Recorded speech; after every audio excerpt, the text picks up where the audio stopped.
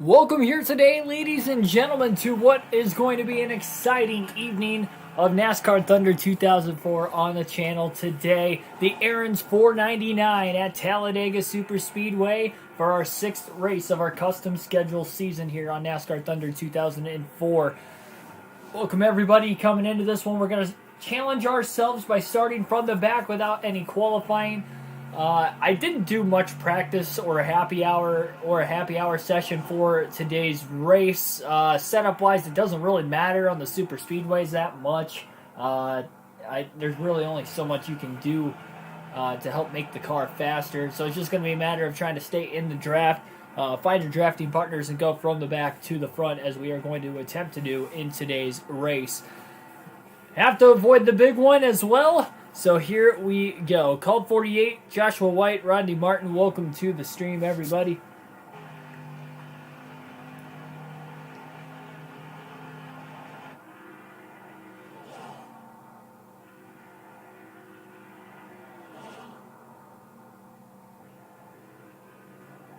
Get the chat up on. There we go. Got the chat ready. So here we go. The NASCAR Winston Cup Series visits the famous Talladega Superspeedway today for the Aaron's 499. This is Joe Moore and Barney Hall for MRN, and we're live to bring you all the action. Racing doesn't get any more exciting than this, Barney. Lots of different opinions about this restrictor plate racing. These drivers love the speed. It's what they live for. In fact, some think they should run with no plates at all, so the cars would be more spread out. Speed would be well over 215 miles an hour.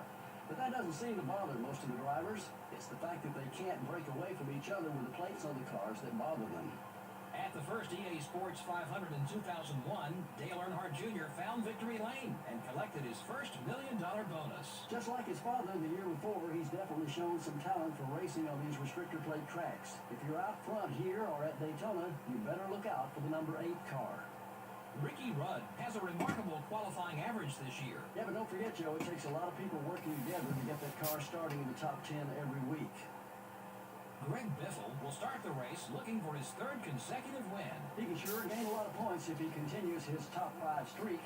Just goes to show it doesn't always take wins to move up in the points.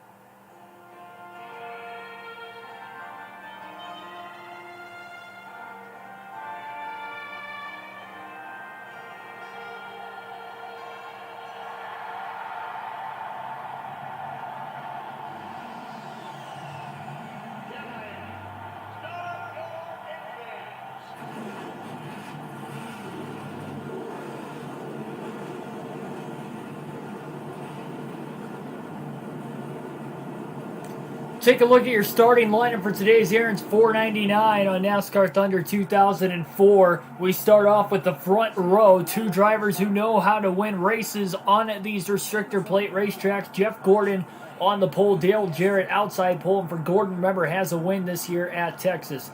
Another driver that knows how to get around these racetracks, Dale Earnhardt Jr. will be starting inside row 2, outside row 2. Rusty Wallace, not so much good luck for him on these racetracks over his career. Ricky Craven, Jimmy Johnson will make up row number 3 for today's race. Back at row number 4, we've got 2 RCR Chevrolets, Robbie Gordon and Kevin Harvick. Harvick won the first Superspeedway race this season in the Daytona 500. Kenny Wallace, great qualifying effort. He'll start in the top portion of the field, and Kurt Busch will be starting outside row 5 in 10th. Bobby Labonte, Sterling Marlin, starting in row number 6. Labonte had a chance to win the 2001 fall race here, went flipping down the back straightaway, hoping for better luck today. Jerry Nadeau, Bill Elliott will be starting in row number 7. Ricky Rudd, Johnny Benson, row number 8. In row number 9, Michael Waltrip and Mike Skinner.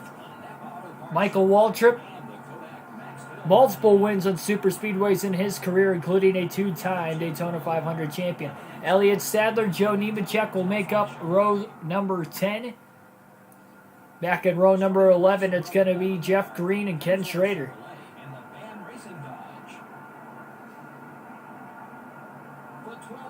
Kevin LePage, Hermie Sadler, back in row 12.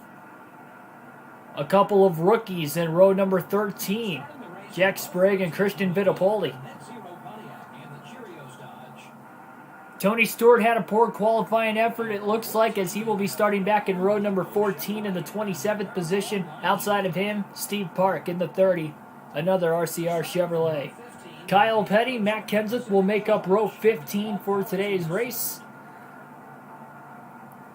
Back in row 16, we've got Jeff Burton and Ward Burton, the two Burton brothers, starting in the same row.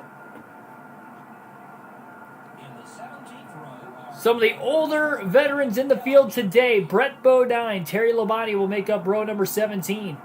Two more rookies in row 18 of Jamie McMurray and Chase Montgomery. Mark Martin starting all the way back inside row 19. He knows how to get around the super speedways as well. Multiple wins here at Talladega. Outside of him, another rookie, Casey Mears. Jeremy Mayfield will be starting in row 20 on the inside. On the outside, the points leader, starting in 40th of Ryan Newman, Kevin Grubb. Ashton Lewis back in row 21. And to round out the field all alone in row 22 will be the rookie, Greg Biffle. Second time this year, he will be starting from the rear. Yeah, I don't know why the thumbnail is Bristol. I noticed that when I started it today. I will change that as soon as the race is over. I seriously don't know how that happened. Green flag in the air. We are underway for the Aaron's 499 at Talladega.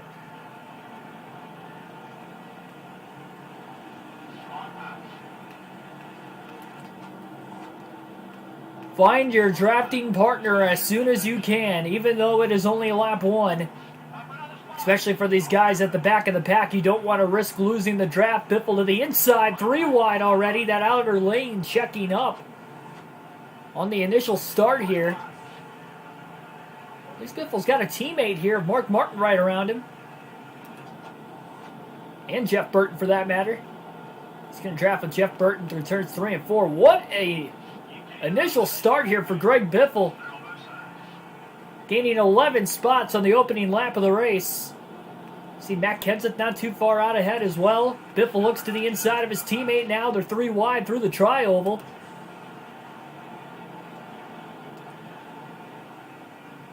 Don't want to have to get out of the gas here, but Biffle had to that time. Didn't want to run into the back of his teammate Kenseth.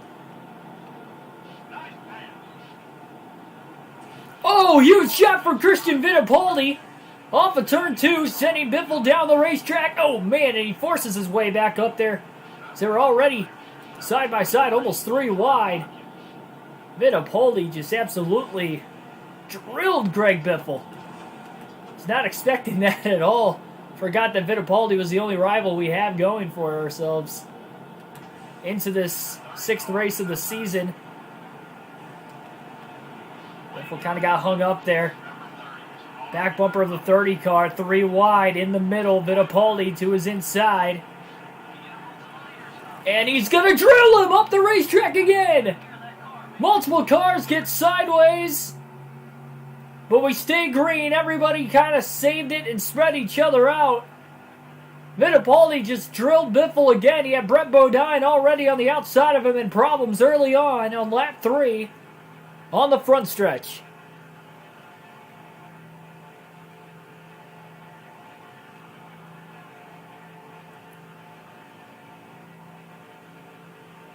To say Fittipaldi's not going to have payback coming his way, I think it would be an understatement at this point. Very scary situation on one of the faster racetracks on the circuit. You never want to see something like that happen. And now no drafting partners at all for Greg Biffle, and that's going to hurt him tremendously here. No one in front of him or behind him. And he's 7 seconds off the race lead. Meese, welcome to the stream.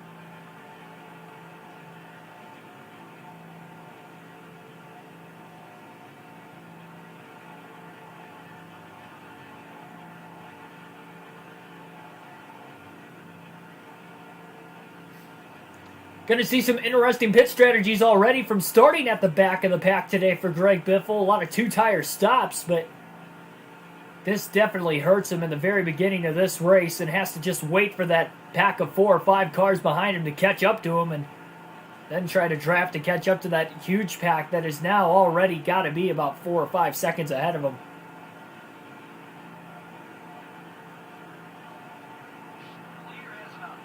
Ethan, welcome to the stream. That wasn't the big one necessarily, but mainly because there wasn't a caution. It definitely had the intentions to be one mid-pack.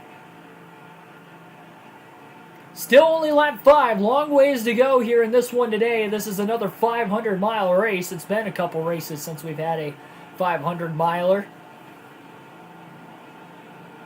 Greg Biffle has not won a 500-mile race this season. He's going to let his teammate Jeff Burton get around him on the inside here.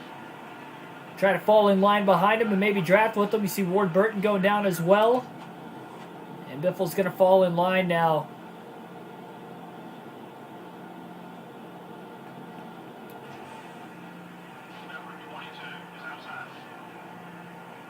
Biffle looking to get back around Ward Burton at least. Trying to break up the Burton brothers. Kind of move down into one another. Biffle clears Ward now, and he's right behind his teammate Jeff.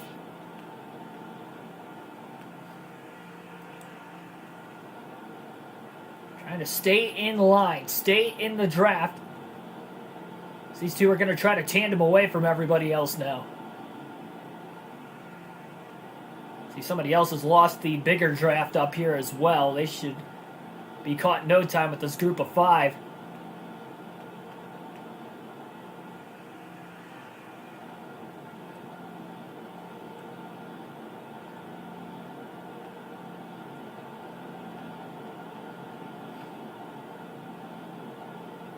We're about 10 seconds off the leader.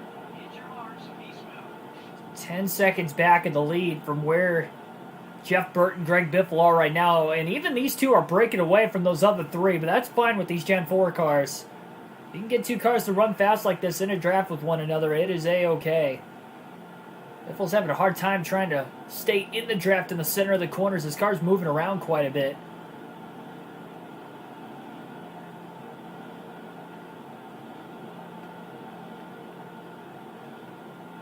Not as stable as what we might have seen it in the Daytona 500. Burton keeps running the inside line in the center of the corners. I think Biffle's all right with that.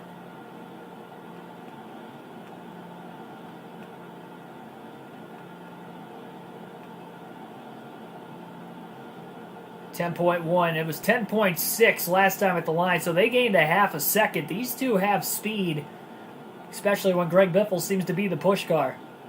Biffle comes into this race off back-to-back wins at both Michigan and Bristol. Trying to make it 3 in a row here today.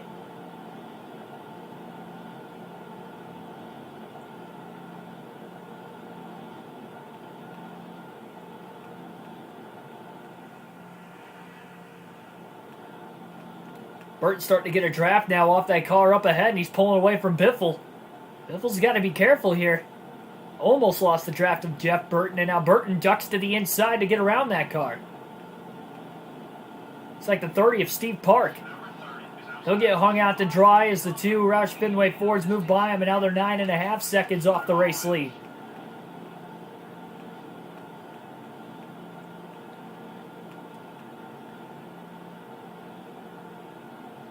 These 2 shown as great allies in the early going of the race.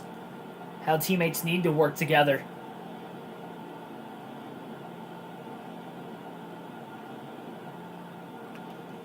Oh boy, entered into that corner a little late. Higher speeds.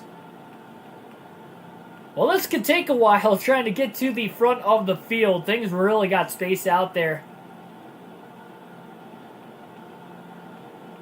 A near big one just 3 laps into the race, something you don't want to see. To lap 10 right now. The good thing is for Greg Biffle, too, he is saving a lot of fuel running directly behind Jeff Burton with this draft. Burton maybe not saving as much, obviously, because he is the lead car, but that comes into a situation later today as well. Remember, we did go caution-free in the Daytona 500 this season. It's only the second.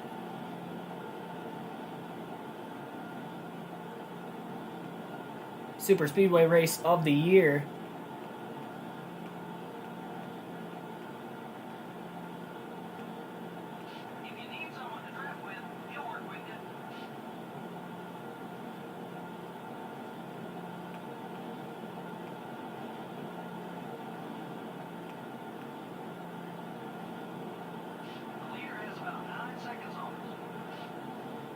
So he gained about 0.3 of a second that last lap even.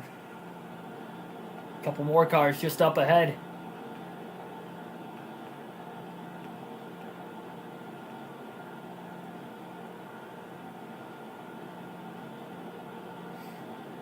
Matt Kenseth, another Roush Fenway Ford, just up ahead now.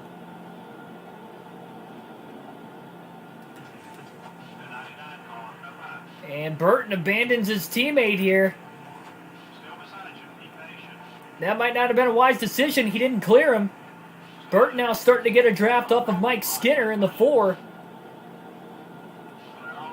4 cars been to victory lane on super speedways before, back when Sterling Marlin was driving that car for Morgan McClure.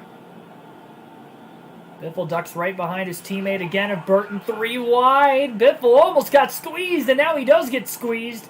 Center of the corner there.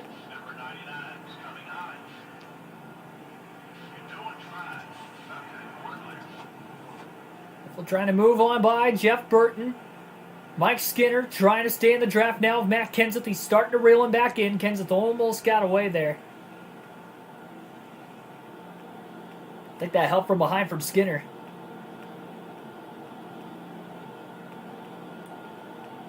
See how desperate Biffle is to want to get up here. He wants to lead as many laps as he can. Try to go for 10 bonus points today. This is one of those tracks he can do it. Remember, he led the most laps in the Daytona 500 earlier this year. Matt Kenseth's running all the way near that outside. Not going to make it easy for Biffle.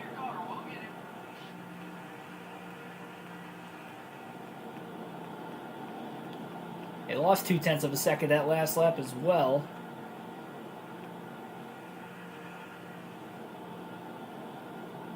Diamond Jeff, welcome to the stream.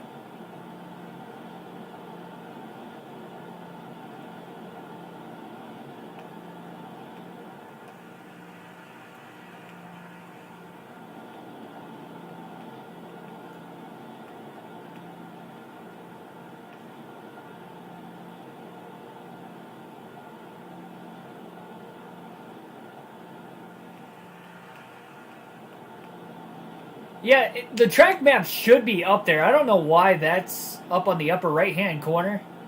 Give me a second when we get down the back straightaway. I need to figure out what button it is. What the setup on here. Nope, not that one. Yeah, once I figure out what button it is, I'm scared I might hit the brakes with a different button. That's why I don't want to... Nope, that's not it.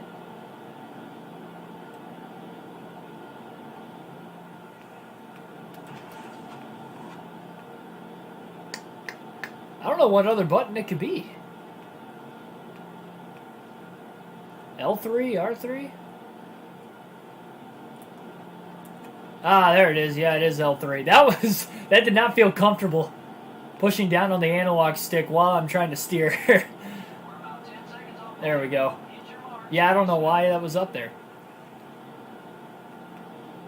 Usually have the track map on.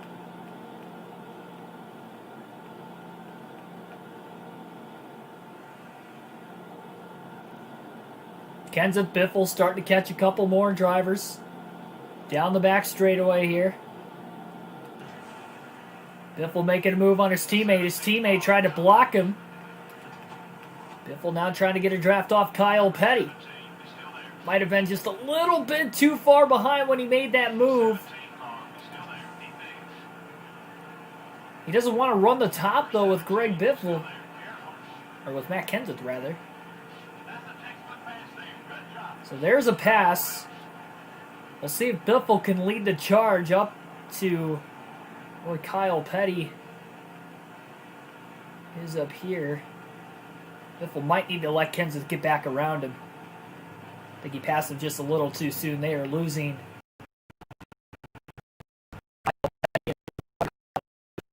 I couldn't exactly tell from where we were at.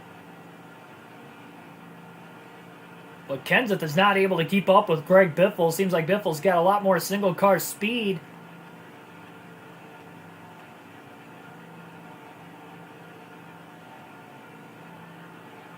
Biffle's going to move up in front of Kenseth.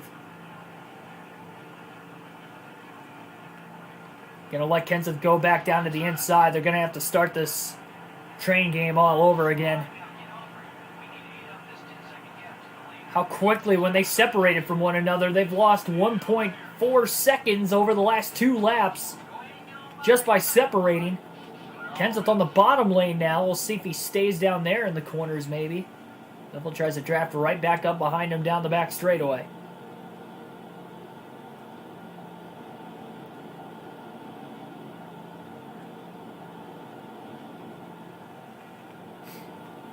Still a long race though. Definitely going to take a lot of patience. Things got separated a lot quicker for Biffle. He knew it was going to happen eventually, but obviously the contact with Fittipaldi and Brett Bodine from Fittipaldi, when they were going 3 wide, just really spaced everything out a lot quicker than what Biffle anticipated, and they lost a lot of ground because of it.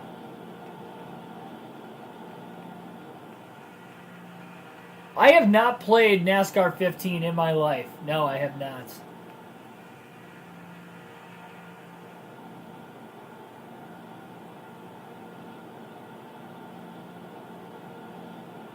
I've seen gameplay of it, though. Actually, one of the first times I started watching consistently NASCAR stuff on YouTube, I watched N2SE4R do a playthrough of NASCAR 15. That was kind of my first experience, even seeing the gameplay. But no, I've never actually played the game myself.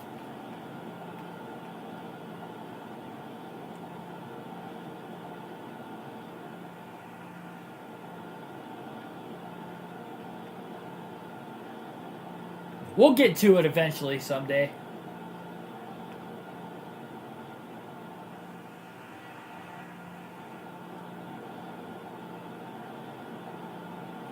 So Biffle Kenseth's starting to catch up here, halfway out of gas, so wonder if you might see some guys try to short pit here in the next 10 laps or so. If we stay green long enough, we'll have pit stops within about 20 laps.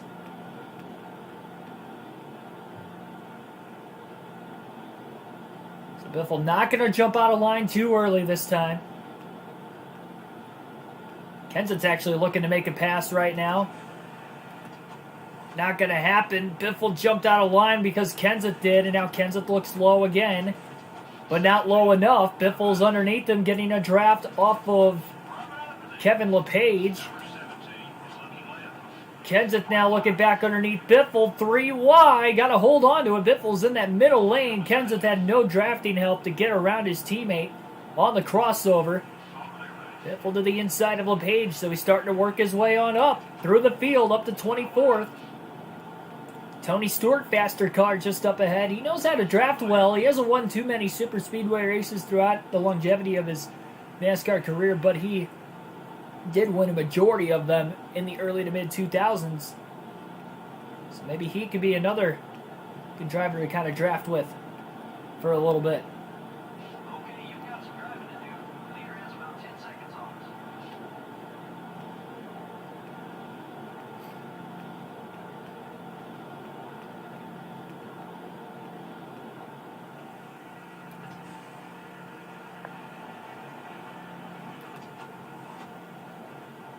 We're getting a draft off Bill Elliott. Elliott doesn't have a lot of help there. 3 wide to the bottom. It's a big run. That's another pass. Back in line behind Kyle Petty.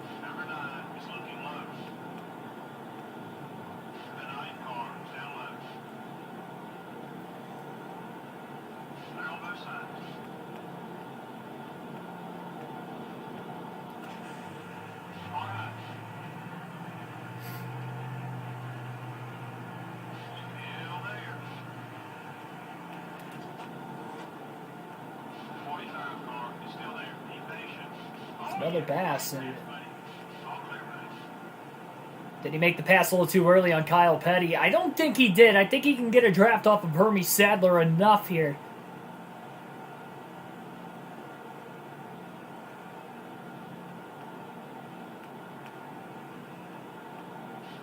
Tony Stewart hung out to dry now. Didn't think that was going to happen. That moves Biffle up to 21st. Just able to keep in the draft of Hermie Sadler, and he's going to stay with him. He almost lost him. Biffle, again, making moves through the field. Sadler looking to make a move here on his brother. Oh my goodness, Biffle just got right in the back of him, just shoving him on by.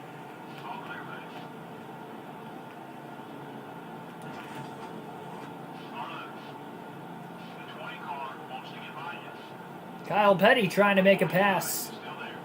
Past Tony Stewart, now looking on Biffle, couldn't do it. Biffle looks underneath of Elliott Sadler now. And into the top 20 for the first time today. 23 laps into the race. Riding in line behind Hermie Sadler.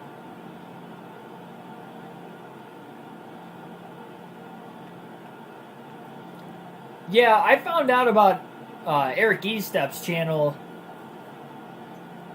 It would have been June 2018. Because when I went to the Michigan race, that was only the second race I'd ever been to it in person at the time.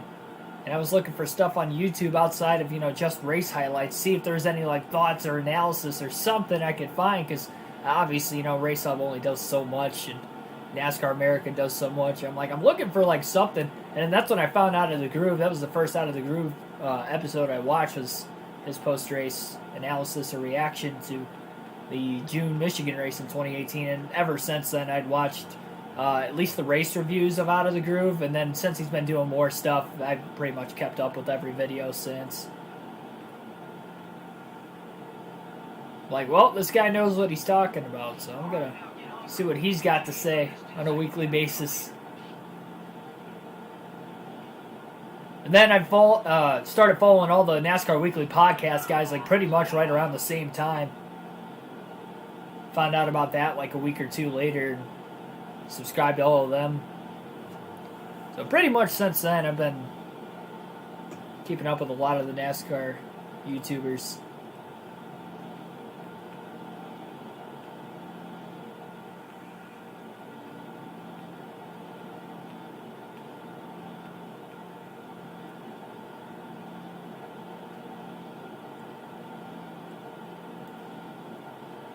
Drafting off of Hermie Sadler as they try to both make up as much time as they can. 9.8 seconds off the lead. It's the first time Biffle's been less than 10 seconds off the lead in quite some time.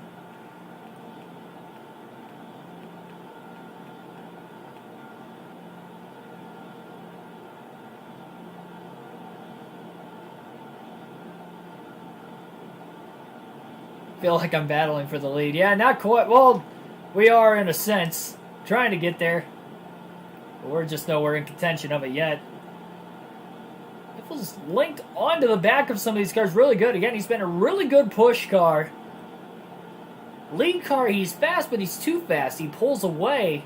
Can't stay linked up together, so that's why it's a little bit better being the push car. Now, as he works into the top 5 and the top 10, he might work better as a lead car. We'll have to wait and see. That's when we're really going to decide how fast of a race car Greg Biffle's got. See Hermie Sadler making a move to the inside.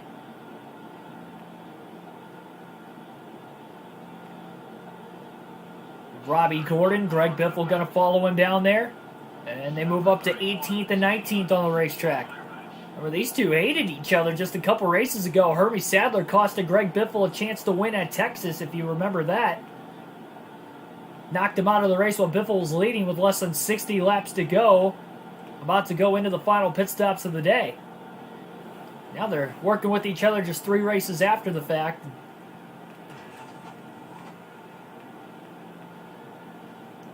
And Biffle's going to hang Sadler out to dry here. He's going to move on by him, and he's going to now draft with Joe Nemechek in the 25 for Hendrick Motorsports. So, drafting with front row Joe. Biffle again tries to move through the field. There's a 3-car pack about a half a straightaway ahead of where he's at on the track right now currently. We're only about 10 laps away at maximum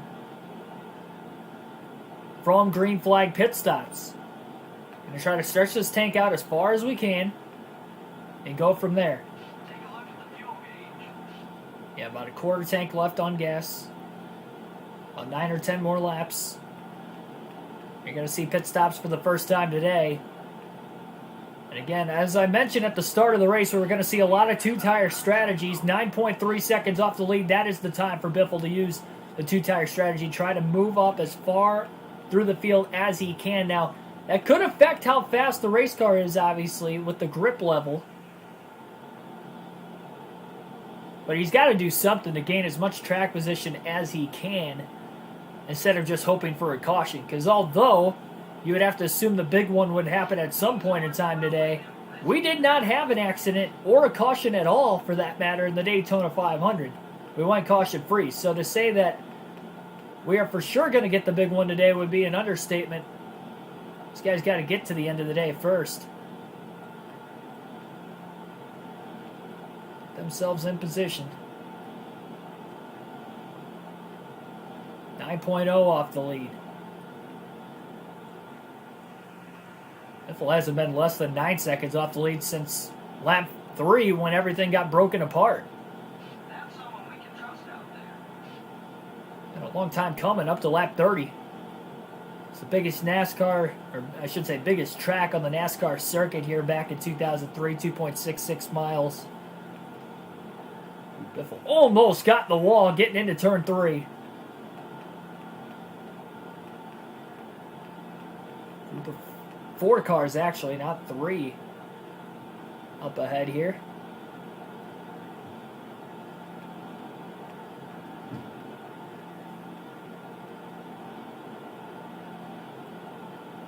We've got some work left. The leader has about a 9-second lead on us. They lost a tenth of a second that last lap. Nowhere close to lap traffic for the leaders right now to even slow them down a little bit either. Your right front tire's a little warm. Careful now.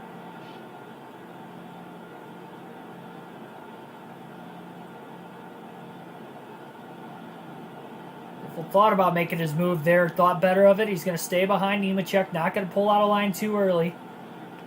He'll wait another lap if he has to.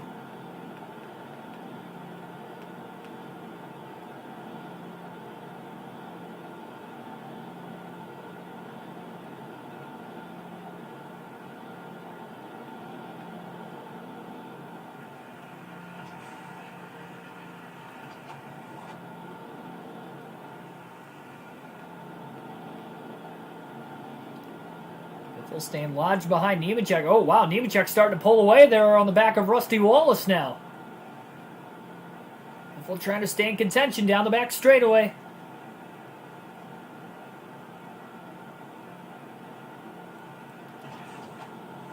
Nemechek makes a pass on Rusty Wallace, and now Biffle's able to draft Rusty. Big run as Rusty moved up the track, got a little tight, getting into the corner. Biffle moves right around him, and now he's inside of the 1 of Jeff Green all of a sudden. And he'll move up in front of Rusty Wallace behind Jeff Green. Nemechek just kind of pulled away from him a little bit. Kenny Wallace trying to block Jeff Green. Well, that just checked everybody up. There's a big block there by Kenny. Jeff Green's desperately trying to get around him here. Battle for 15th.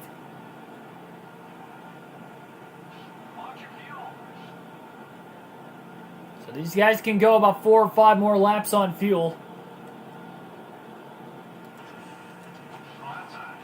Biffle makes the move on Jeff Green for 16th. Trying to draft Kenny Wallace. Now he might have made that move a little too soon. It's tough to tell for sure. Center of the tri-oval now. No, he did not make the move too soon. Looks like he's gaining that ground right back on Kenny Wallace.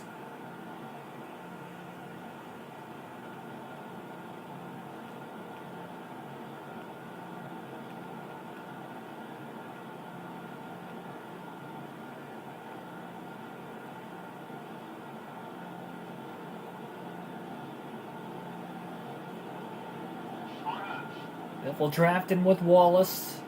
They'll both get around Joe Nemechek now. Top 15 for the first time today for Biffle at lap 34. Just moved into the top 20 for the first time, but that was already 11 laps ago.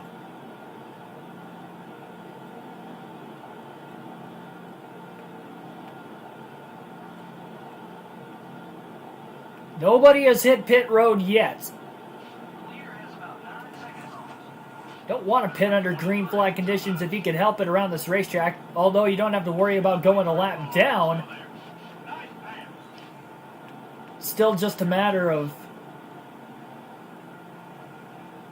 not wanting to pit under green. It's so tough. Yes, you have a long time from the exit of turn 4 before you have to get to pit road, but it's a different situation knowing that you are going 190 miles an hour consistently around this racetrack in the draft. Biffle is drafting off Jerry Nadeau there. He'll pull right up in front of Ricky Craven behind Sterling Marlin now. So Biffle will pit this time by at lap 36 as he drafts behind Sterling Marlin for the moment.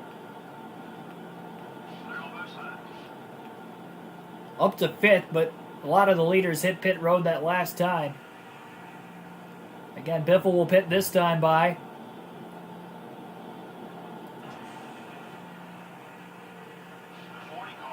Biffle to the inside of Marlin. That's another spot on the racetrack. Looks like Marlin is going to dive to pit road this time. Not sure if Ricky Craven will or not. Biffle coming into the pits, lap 36. Got to make sure not to speed. 70 miles an hour is the pit road speed limit. Great job not speeding that time. Right side tires only for the 16 team. No damage to repair. And a full tank of fuel. So trying to gain extra track position here with right sides only. We'll see if it's a clean stop for the 16 team. First pit stop of the day under green flag.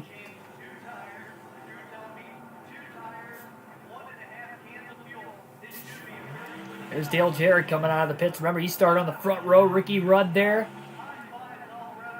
Just getting out ahead of Biffle. Biffle pulls up. He's getting up to speed a lot quicker than Ricky Rudd. He'll get around him right there, despite Rudd beating him off of pit road. Biffle enters the racetrack.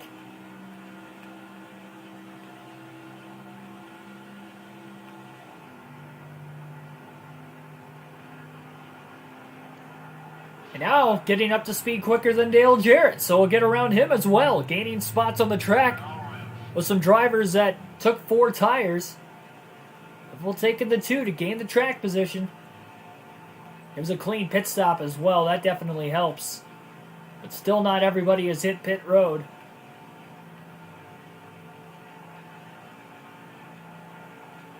Some of these guys making it an extra lap or 2 perhaps than a lot of these drivers. That just means they can make it even further to the end of the race.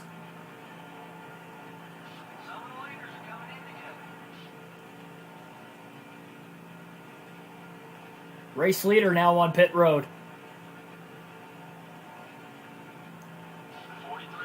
Somebody else here just coming out of the pits. Biffle trying to run him down. Man, this is going to be close. I think he's going to be running a lot faster to get in line. It's his teammate Kurt Busch. Biffle to the outside to get around his teammate Busch for 7th. Still waiting on everything to cycle through here.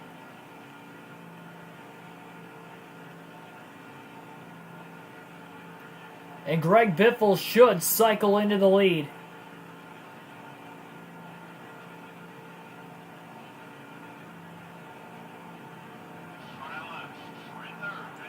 And he does. He did not lead the last lap, though, so his first lap led will be at lap 40, this time by Greg Biffle has cycled into the lead for the first time today. And the Aaron's 499, a 2-tire stop under green flag conditions to gain the track position needed. It was just outside the top 10 when this started, but these guys will run him down. They have a bigger pack of cars. Biffle all by himself. He should still lead the lap. Collect 5 bonus points for leading his first lap of the race today. So that way under the next stop, it'll be left side tires only. Busch will be the first driver to catch up to Biffle. And actually, Busch doesn't have any drafting help right. No, he does have drafting help. It didn't look like he had a car behind him at first. I guess he's got 1 car. So there's the 5 bonus points. Biffle came into this race 10th in the point standings after those back-to-back wins. Those were huge at Michigan and Bristol. And yeah, there's a huge pack of cars behind these next two of Kurt Busch and Dale Jarrett. About 6 or 7 cars back there. So we're about to have a pretty hefty battle for the lead before long. And Biffle will try to keep it again. You want to lead the most laps now, and him not leading a single lap until lap 40. It's going to be a lot harder for him to lead the most laps today. So he's looking to dominate from this point on. Roush Fenway Racing 1-2 here at Talladega in the Aaron's 499. Biffle will lead his second lap of the race at the line this time.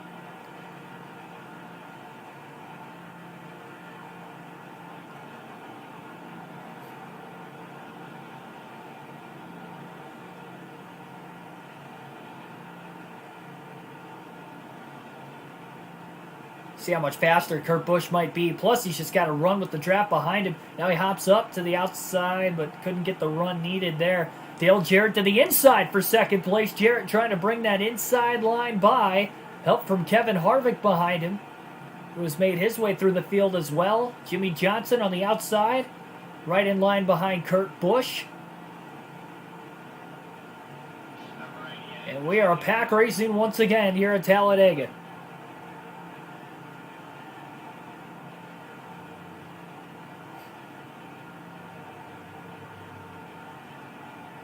Biffle kind of pulled him through the tri-oval a little bit. Maybe breaking that draft. But he's getting way out ahead of these guys. That's going to give him a bigger run in the center of turns 1 and 2. And here they come.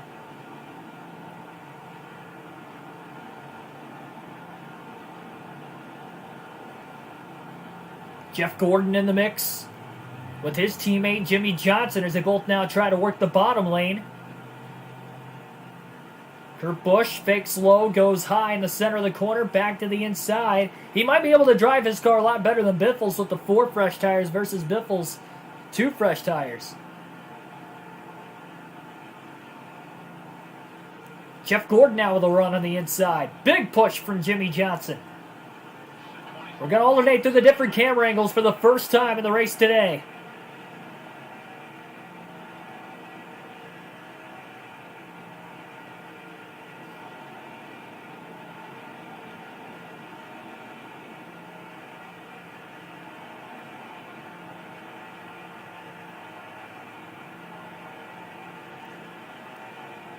Talladega and Daytona a lot bumpier back in the early 2000s compared to right now, for instance. That was a big aggressive block there by Biffle on the back of Jeff Gordon. Gordon, remember, was the pole sitter for today's race. Gordon almost got the wall off of turn 4. Carter Madge, welcome to the stream.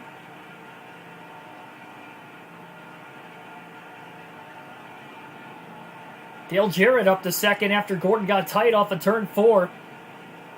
Dale Jarrett started outside pole.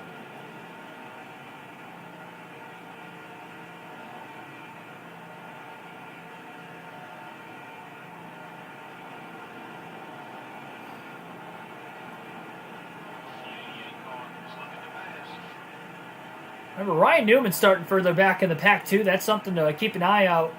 Remember, he started back at 40 as he is the points leader. Had an 84-point lead over Mark Martin coming into this race today.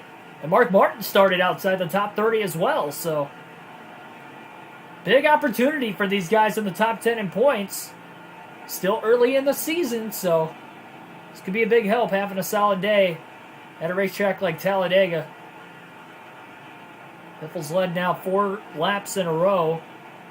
His first 4 laps of the race.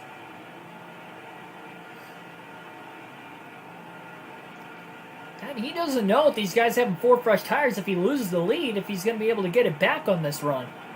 Does he have the drivability in the race car to get it done there?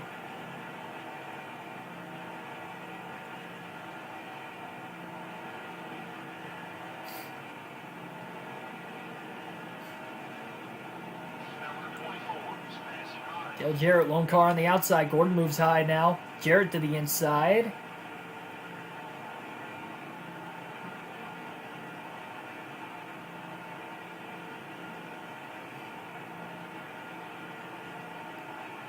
It's a fun race here today, let me tell you. Still in the early going. Not even halfway. At least 3 more pit stops still to go today as well. Still caution free up to this point as well.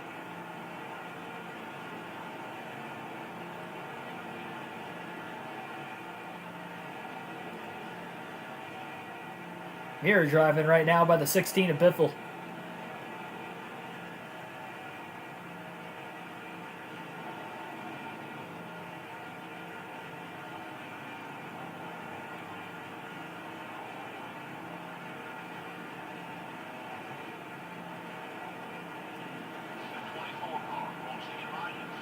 Onboard cam now. Inside the cockpit.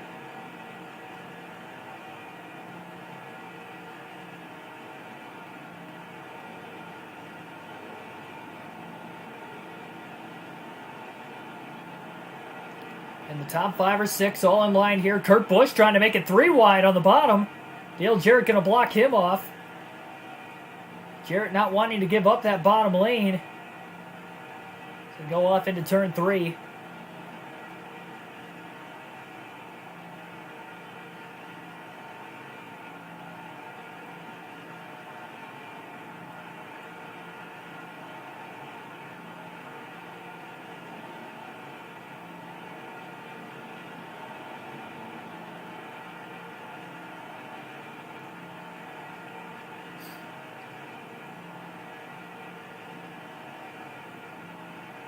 Biffle's just absolutely doing about as good of a job as he can right now to try and lead as many laps as possible.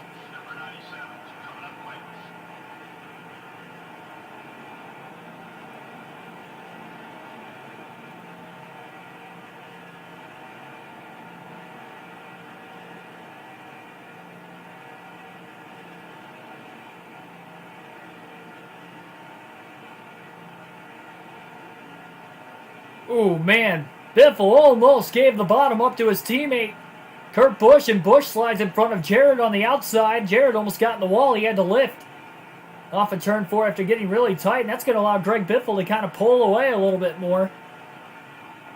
So they go off into turn 1. This could get everybody else a big run they need to maybe get around Biffle finally.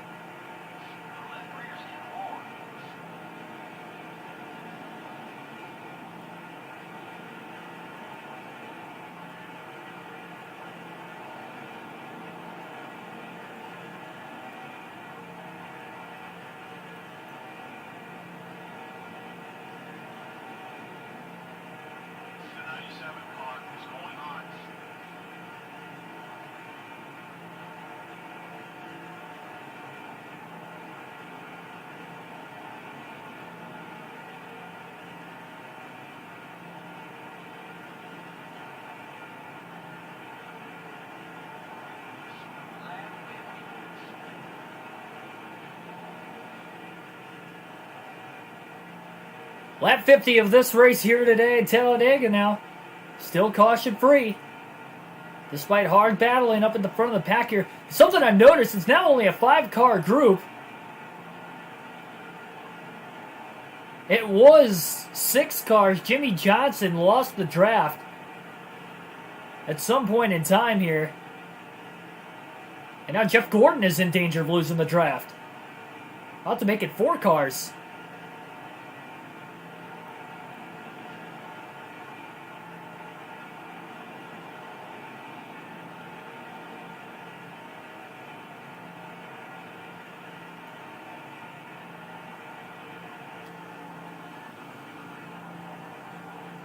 Car blowing up. Ashton Lewis in the 46 has blown an engine. The rookie started at the back of the pack today. And big run on the inside. Dale Jarrett almost.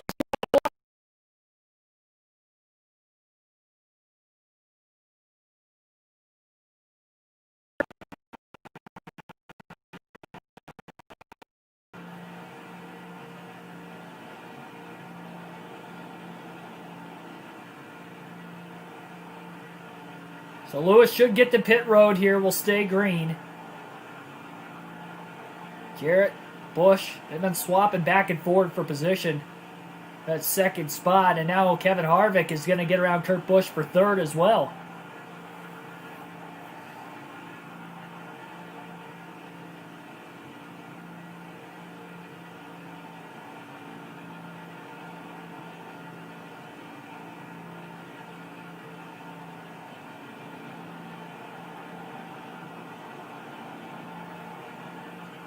"75% driving out of the rear view mirror, 25% driving out of the windshield of the race car."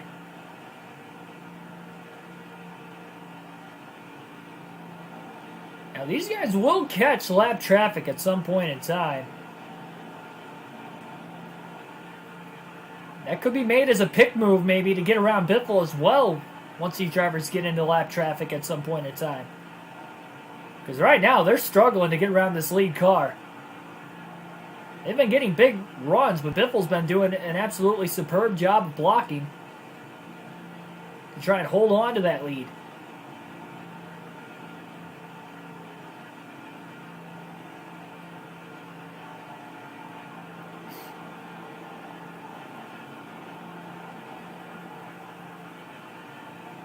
R6, welcome to the stream.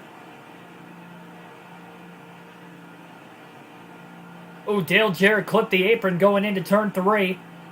Bobbled just a little bit. Staying tucked in that yellow line right now. Now he's back to the back bumper of Biffle. That separated a little bit of a gap for him now.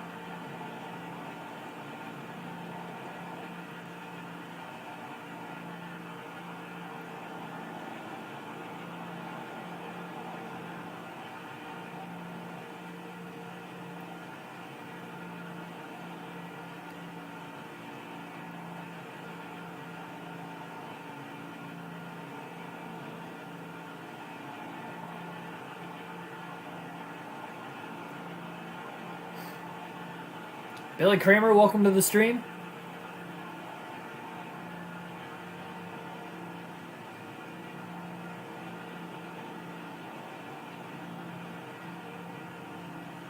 Jeff Gordon back in the mix. Looked like he was going to lose a draft a couple laps ago. He's battling for second to the inside of Dale Jarrett as they go into the tri-oval. On the front stretch, lap 55 this time by. Gordon is up to second, clearing Dale Jarrett for the time being. Go back to the far chase cam here.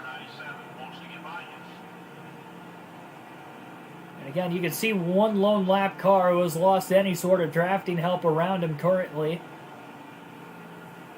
All the way up ahead.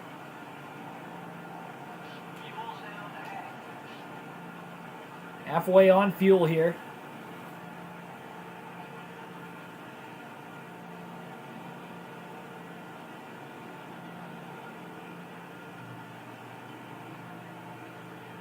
Now the 16 and the 97 are starting to break away. Jarrett maybe laying back to get the run on Kurt Busch. He's going to need Gordon and Harvick to follow him. He's still going to want to have a shot to get around Biffle.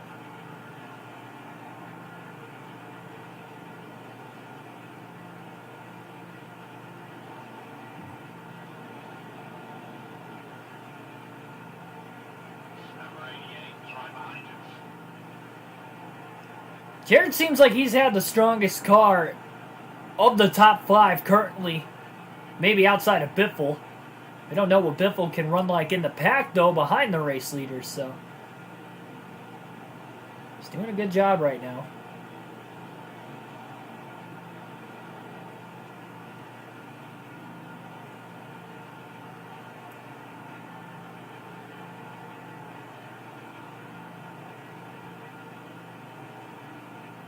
Lot bigger pack now all of a sudden. A lot more than 5 or 6 cars, and that might be help Jimmy Johnson needed when he lost that front pack. Look at this. A lot more drivers all of a sudden trying to battle for the lead.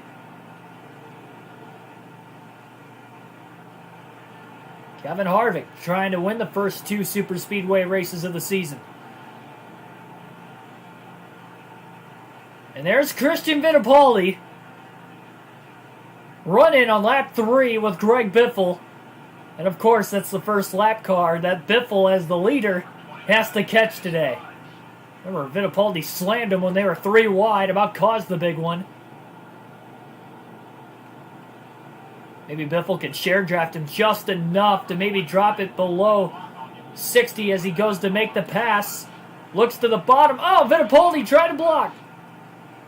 Biffle able to lead that last lap. Oh, big shot, center of the corner. Ricky Rudd jumps up to second. Somehow the momentum wasn't lost. They're 3 wide now for second place behind. Johnson's back in the mix.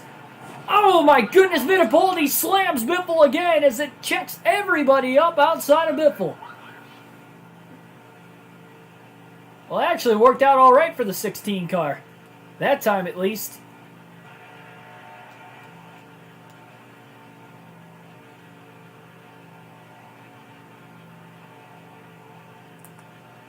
Yeah, right side of the car still all right. Wow, that just gave Biffle a pretty big lead. We had that large group of cars. Another risky situation there for Fittipaldi. And quite honestly, I would have turned him if there wasn't a huge pack of cars behind us. I didn't want to get anybody else involved in the accident, so that's the only reason I didn't do it. That was pretty ridiculous. Not once, but twice. He did it to me twice on lap 3 earlier today, too. And that's where we almost had the big one. He shot me into Brett Bodine and then into the wall. Back on lap 3. Just kind of spaced everything apart to begin with. Look at how big of an advantage Biffle's got now. These guys will run him down. You can see a giant pack of cars through turns 3 and 4. The interval's getting smaller. Though we're going to have a green flag pit stop. The green flag pit stops coming up fairly soon. Lap 60, right now. So Biffle's led 20 laps consecutively here at Talladega. It'll be left side tires only under the next pit stop.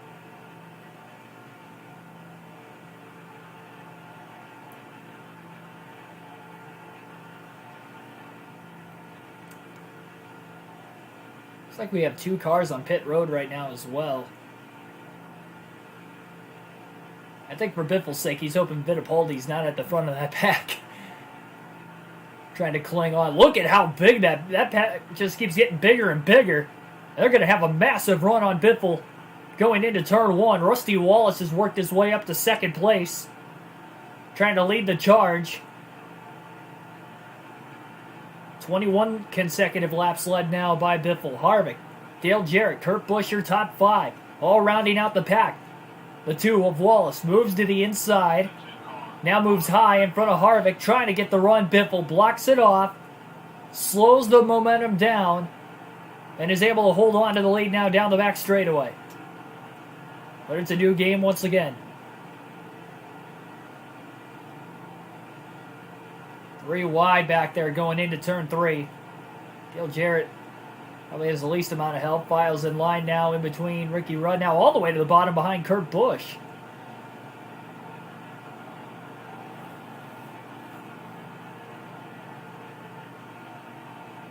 Biffle trying to go for 3 wins in a row. As a rookie, nonetheless. This could definitely move him up in the point standings even more.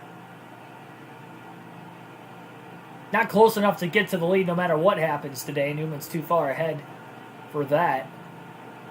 And Harvick now has a run to the outside of Biffle. First time we've seen a car get alongside him. Craven almost to the bottom. Biffle had to block Craven on the bottom of the track. And Kurt Busch left Kevin Harvick to go up the middle to get to second himself between Craven and Harvick. And that holds Biffle with the race lead. Maybe helping his teammate out there. Whether that was a move for himself or helping his teammate out, either way, it's going to hold Greg Biffle as the race leader for another lap at least. Ricky Craven up to second. He had a good run in the Daytona 500 earlier this season.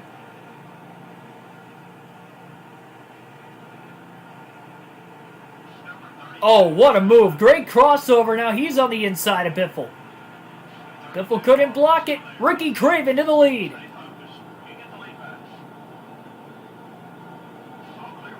Biffle gets a run down the back straightaway. Craven trying to block to the bottom. This might be the first lap led of the race for Ricky Craven.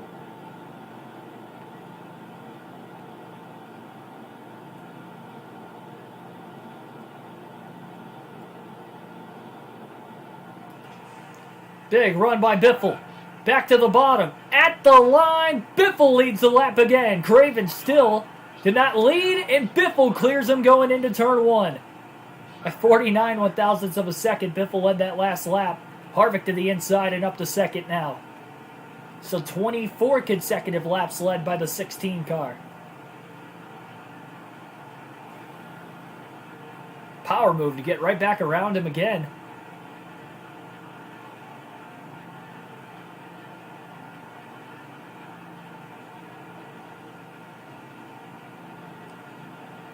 As big of a pack of cars as we have seen since the beginning of the race. Now Kurt Busch to the bottom.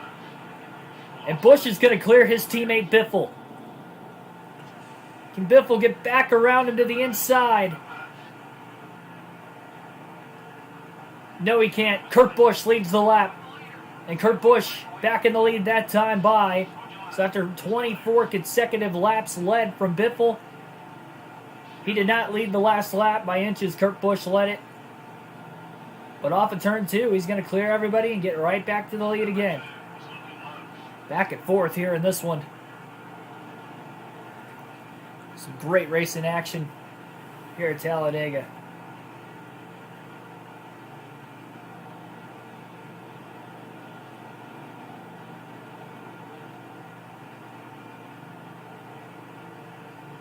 Big run on the top. Rusty Wallace now trying to lead a lap. Starting to see the lead changes come through now. 4 lead changes now in the last 4 laps all of a sudden.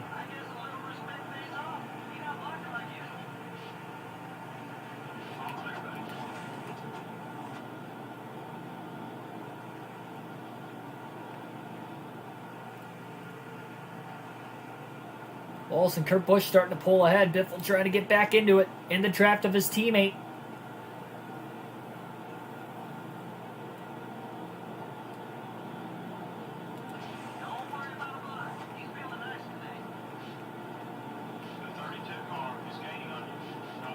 Ricky Craven to the bottom. Biffle decided to go high behind Rusty Wallace instead of behind his teammate, Kurt Busch. Will scrape off the wall. Craven all the way to the bottom now. 3 wide for second. Biffle up the middle. Wallace kind of got hung out to dry there.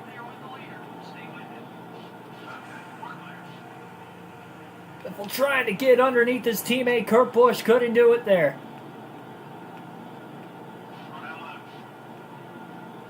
That 32 of Craven looks really fast today.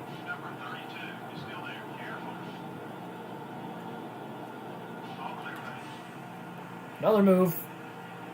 Busch came nowhere close to blocking that off. He knew he wasn't going to get down there. Last lap of the race would be a lot different. Last 10 laps of the race, really.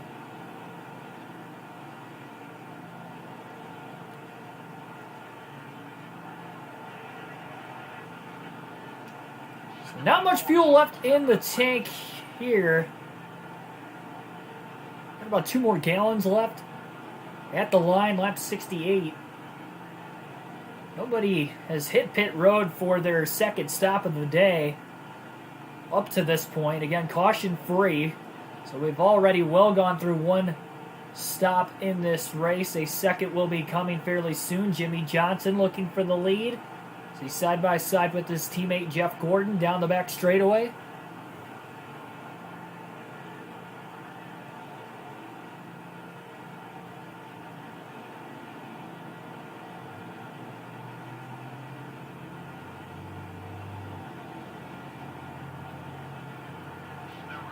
Ooh, Gordon up high has a run, and Gordon will lead the lap at the line. Push from Dale Jarrett in the 88. The 2 drivers that started on the front row are 1-2 once again.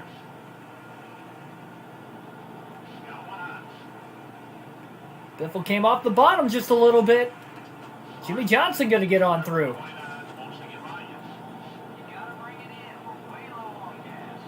Biffle, Johnson working together down the back straightaway. Dale Jarrett looks low underneath Gordon, but Johnson is there. Oh, big check up there. Johnson got way out of the gas after a huge block from Dale Jarrett. That checks up Biffle, who stayed in the gas, and now Johnson decides to come to pit road. Biffle's starting to lose the top two of Gordon and Jarrett.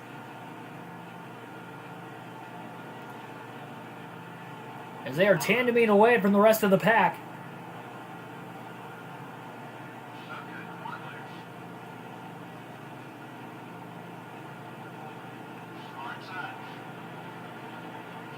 Well, on NASCAR Heat 5, you can coast it back.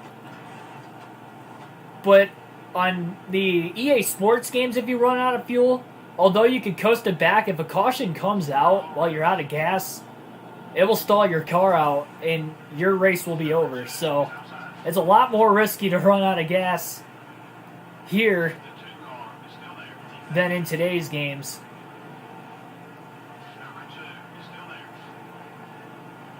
Once Biffle gets extremely low on gas, that's when he'll hit pit road.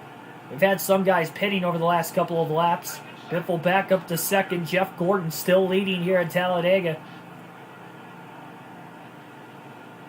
Car just coming out of the pits up ahead here. That's Jimmy Johnson in the 48, I believe. No, it's Terry Labonte in the 5, rather. The other Hendrick Motorsports Chevrolet. Who pitted the same lap as Johnson did. Gordon all by himself up here. These guys are starting to catch him, even with Biffle leading the pack.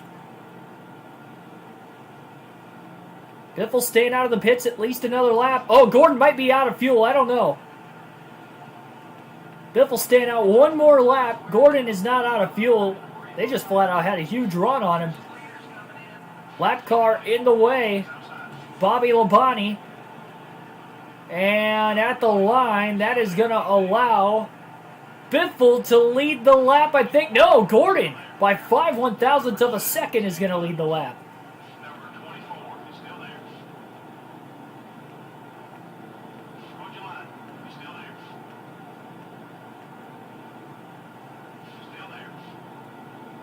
Biffle still side by side for the lead, trying to get a draft off of Bobby Labonte. Big run that time to shoot to the inside of Labonte. Lap car of Jerry Nadeau just coming out of the pits. Biffle goes high to miss him. Back down to the inside now. That's going to check everybody up behind him. Biffle's going to have an advantage now coming onto pit road as Biffle will pit this time by 70 miles an hour again is the pit road speed limit. Left side tires only now for the 16 team.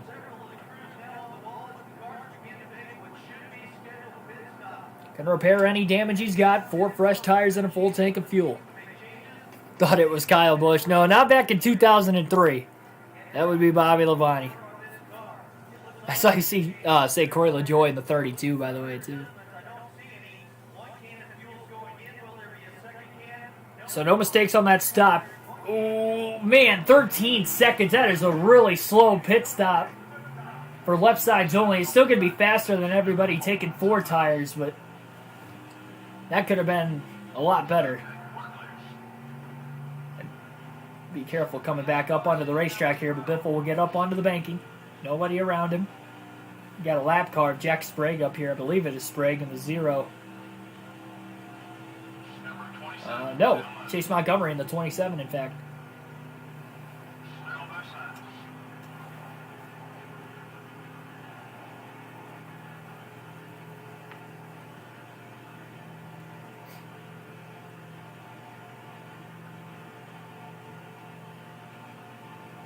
Back to 11th. A lot of the leaders still on the track. There are some cars on pit road currently as well. Biffle will cycle back into the lead when everything goes through with him taking 2 tires again. The right sides and left sides of each pit stop. That is the strategy game being played forward. Again, trying to lead as many laps as he can so he can get those extra 5 bonus points for leading the most laps. Back up to 5th. Still the top 4 have to pit.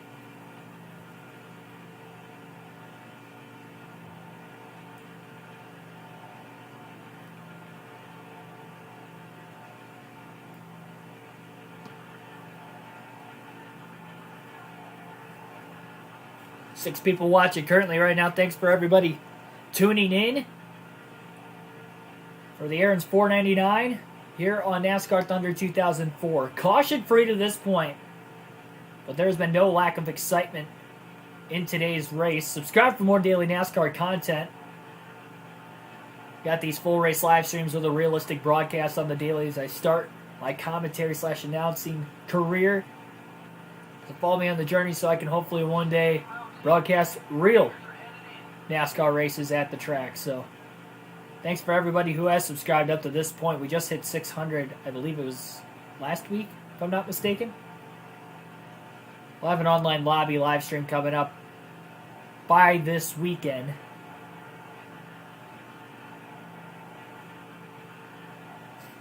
Not sure exactly what day or what time yet.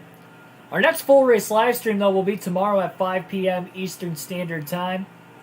Once again, as we go back to Michigan for NASCAR Heat 5. Xfinity Series action on NASCAR Heat 5 at Michigan tomorrow. So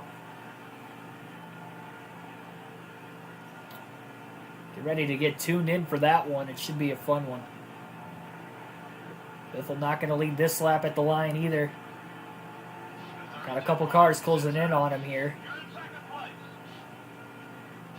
Race leader's on pit road right now, or at least making his way to pit road.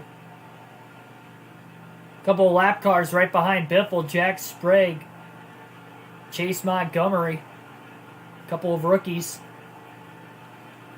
And that could actually help Biffle. This is going to give him some drafting help. Just in case there's any other drafting help. Some of the faster cars.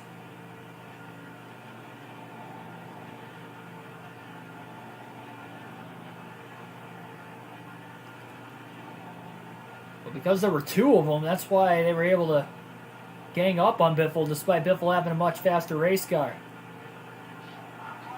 So Rusty Wallace was the last driver to hit pit road of the leaders there. That will give Biffle the lead in turns 1 and 2 as Wallace still trying to get up to speed. So we'll see how big Greg Biffle's lead will be at the start-finish line this time by. That will make it an official lead change. At lap 78, Biffle's led almost 30 laps today. Up to this point, so almost half the race.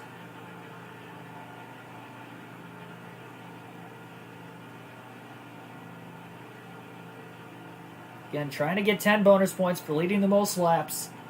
Something he's only done one other time this season.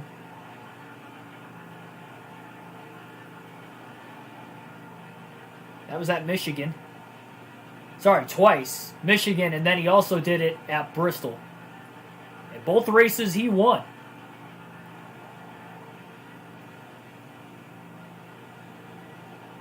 You know what? Now that I'm thinking about it, that was a bad fact, too. We led the most laps in the Daytona 500. We just did not win that day. We finished second.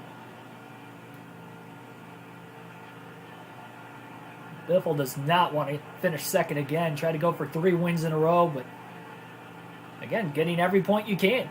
You never know. It comes down to the end of the season. How many points you're going to need to win the championship. And this is a season-long race. There's no chase, no playoffs. There's a fight for every position any given day.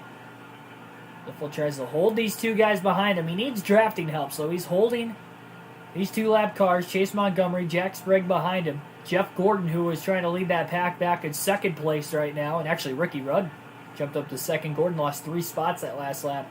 They're 1.9 off the lead. They were 1.3 seconds faster than Biffle that last lap. Now it's just 2 cars drafting with one another because even Chase Montgomery's lost the back of the 0 of Jack Sprague all of a sudden. Jackson Pittner, welcome to the stream. Why don't I have a face cam for the game? Because I don't have an actual camera. I use my PlayStation 4 camera for when we're doing streams of NASCAR Heat 5, so I don't have like a legitimate camera yet. I will work on that, though. I will have a legitimate camera at some point in time in the near future so we can get the face cam up here for these older games. But that would be why.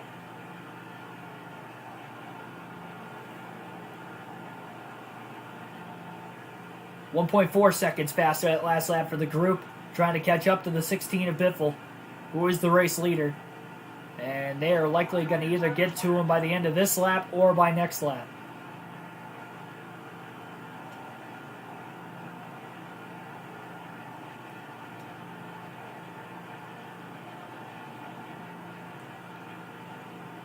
Now, having that pit car right there of Jack Sprague behind Biffle, that will help for when they get a run.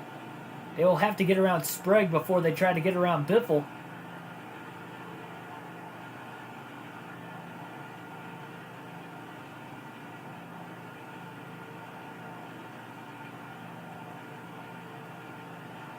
Caution free, 80 laps complete.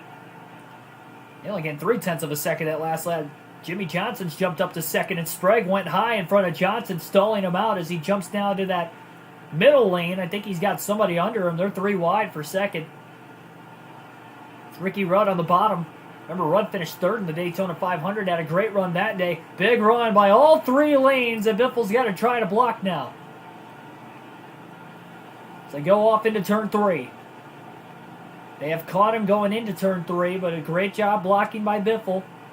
Didn't get hung out to dry there. And he should lead back to the start-finish line again.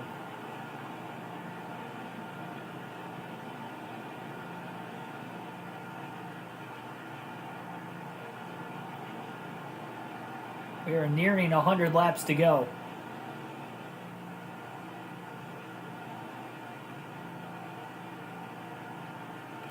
Oh, Biffle washes up the track. Try to pull up in front of the 48. That was a big, big block on the 29 of Harvick back to the bottom. That was really close for comfort for both drivers that time. Both winners on the season.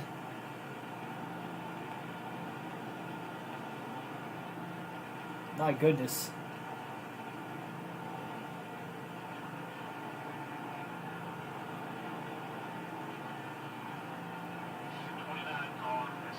Where every lap matters. I'm not sure if Kevin Harvick's led a lap today. Remember, he started mid-pack. He's been up towards the front, but I don't think he led at all during the cycling of pit stops, and I don't think he led before that either. A couple times he got close to getting around Biffle. Got hung out to dry.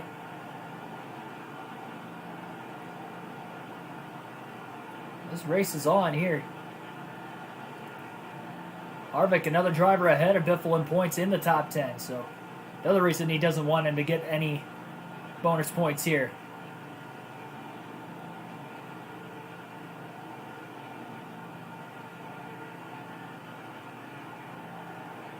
I mean, that slower pit stop by Biffle, although he took 2 tires, he was able to stay in the lead. He probably could have been way out ahead of these guys for an extra lap or 2. Pit stop was over 2 seconds slower than what he was anticipating. So allowed this group to catch him a lap or 2 quicker. Probably could have just been catching him now, but either way, Biffle still led the lap. So ultimately, I guess it didn't really cost him too much. They were going to catch him eventually. Given how much the draft matters at this racetrack.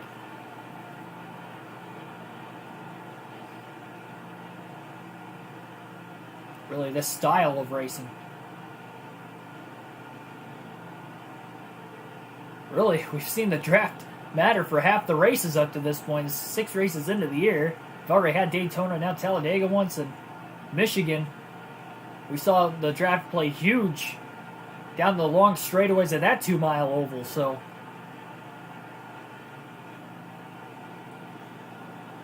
seen the draft matter for literally 3 of the 6 races now this season.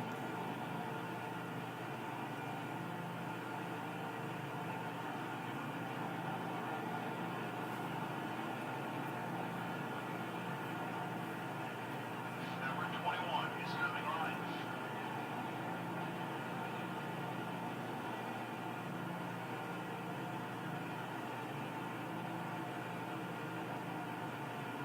Ricky Rudd has a big run on the top, and Harvick does on the bottom, but he couldn't get underneath of Biffle. Rudd hasn't cleared the 16 yet, but Ricky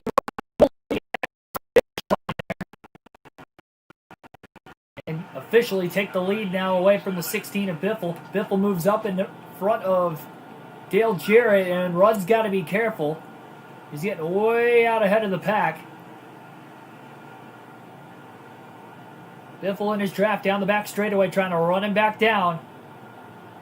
Got Ricky Rudd way out in front. Huge run by Biffle going into turn 3. Rudd had no chance to block that off, and Biffle will sling back around him, trying to make it another lead change at the line.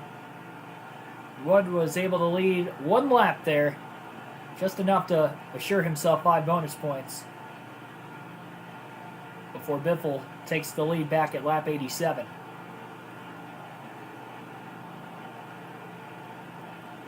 Had a decent amount of lead changes already today, and I'm sure that's not done yet. Usually see a lot when it comes to super speedway racing.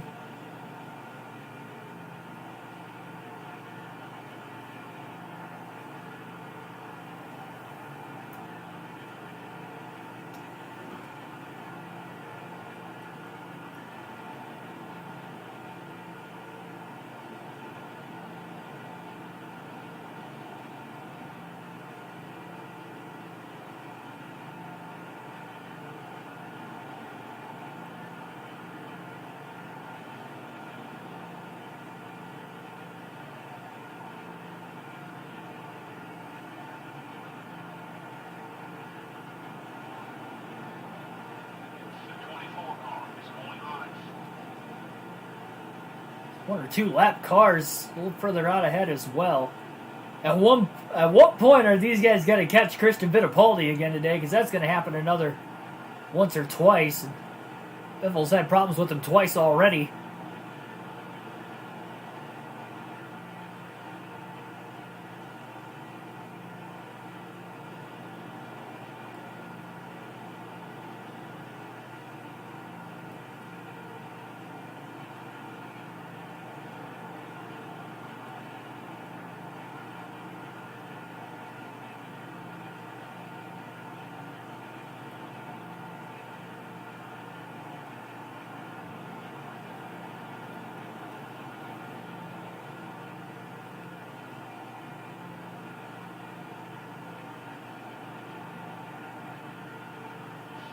Oh man, another gutsy block off of turn 2, much like earlier when Biffle jumped to the bottom to stay in front of Harvick. Aggressively just trying not to take, I should say, give up the lead.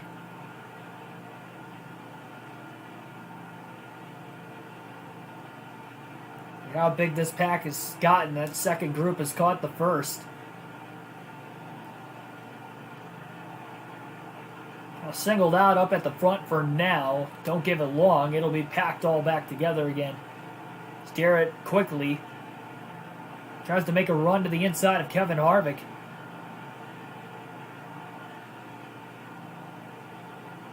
Now off into turn 1.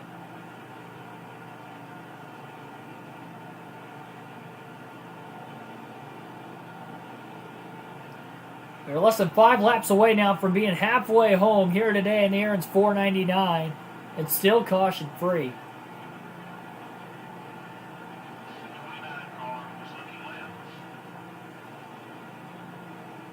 Biffle catches Fittipaldi again at some point in time in this race. He will pay him back, but as long as there isn't a large pack of cars behind him, he doesn't want to take out a ton of cars in an accident there in retaliation. But Fittipaldi on 2 accounts already today has tried to end Biffle's race. I can understand the frustration.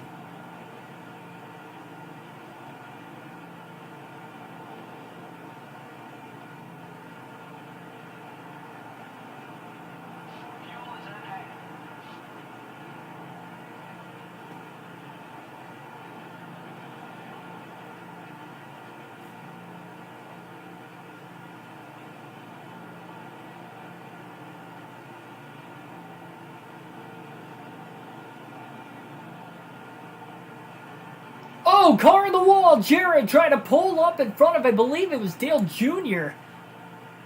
Oh Oh my goodness, that just completely stalled out the outside off of turn 4. We stay green. Maybe it wasn't Junior. It might have been Ricky Rudd in the 21. It was a red car. And Jarrett pulled up in front of off of turn 4 and clipped him. He was not clear. And now it's a 4-horse race at the front of the field. But again, we stay green. That was some pretty heavy contact back there, too. Jarrett, one of the faster cars today. That was a very tough situation to have happen. These 4 cars, though, got to battle hard now. Might make Biffle's job just a little bit easier. Still enough cars, though, for at least 2 drivers to try and work together to get by another. And they're close enough together as well to have that work out. Ricky Rudd is in 5th, 4.5 seconds roughly off the lead, 4.4. So we'll see him try to run that group back up again. Dale Jr. up at the front of the field here.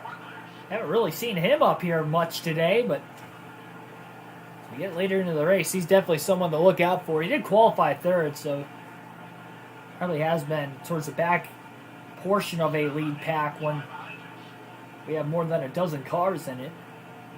He just hasn't really gotten to the front of that lead pack. And now he's trying to take the lead. They're 3 wide off of turn 4. Johnson and Earnhardt just kind of split Biffle.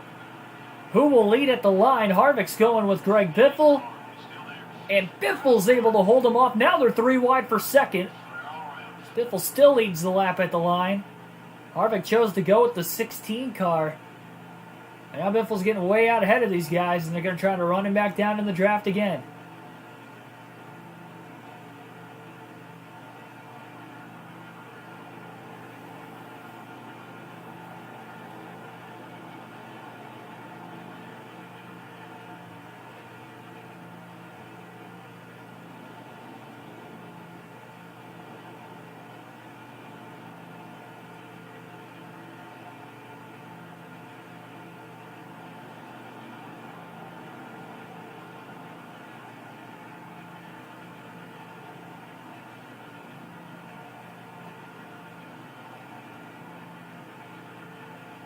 Cross flags, we are halfway home here in the Aaron's 499. Still about 250 miles of racing left. 94 more laps.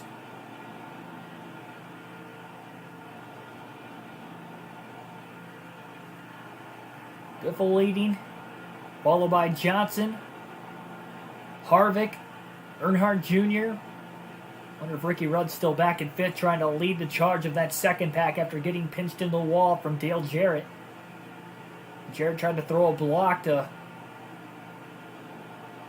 stay in 2nd on that outside lane. You can see there's a large pack of cars. They just have more cars than this front group of 4. These front 4 are also not staying organized. That doesn't help either. Yeah, Ricky Rudd's leading that pack. They have already closed in 2.5 seconds in the last 4 laps. Probably a lot more organized. And just, again, a lot more cars. A huge factor in that as well. They probably have at least a dozen cars.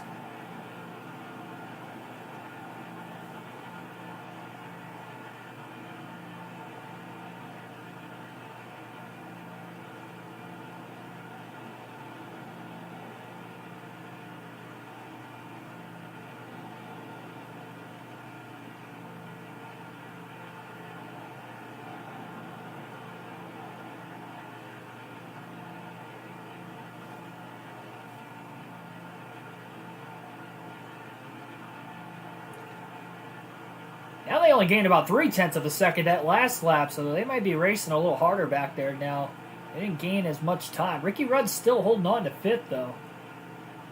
It was 1.9 the lap before, 1.6 that time by. Oh, contact! Between Kevin Harvick, Greg Biffle. Biffle tried to hold on to the lead there. Oh, Biffle went a little high. Yeah, he swung out really wide. Harvick got to the inside of him there. And Harvick's going to take the lead off of turn 4.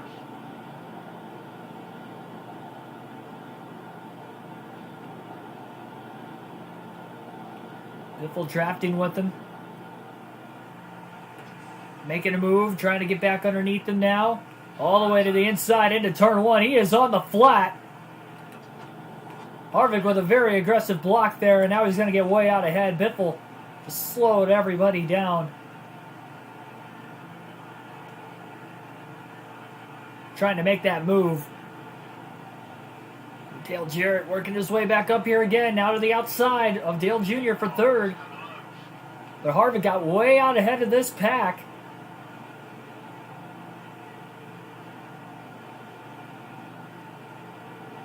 With getting way out ahead of the pack, it has now allowed these guys to slowly start reeling him back in. And once they get close to him, I don't think that they're going to have much of a chance here. Oh, this is a huge run. He's about 10 miles an hour faster. Biffle staying hooked to that yellow line.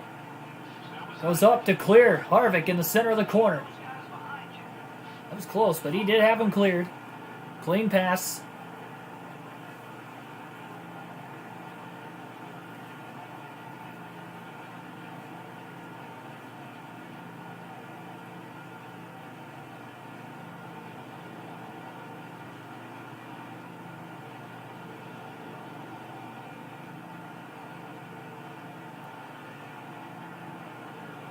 Ricky Craven is back in the top 3 again.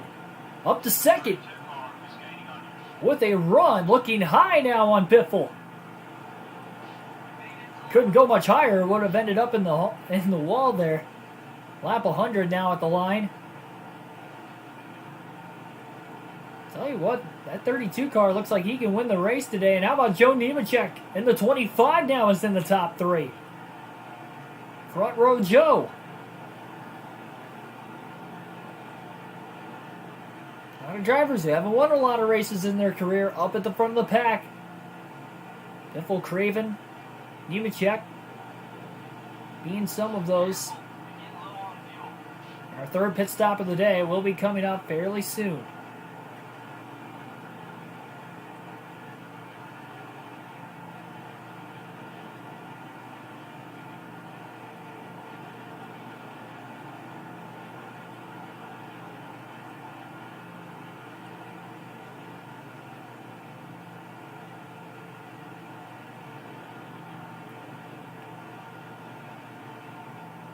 Craven, meanwhile, not only is trying to get around Biffle aggressively, he's driving out of his rear view just as much as Biffle is because he doesn't want Harvick to run to get alongside of him. Or Nemechek. Nemechek in the 25 looks slow. Craven goes down to block. Biffle goes down to block Craven. Going into turn 3.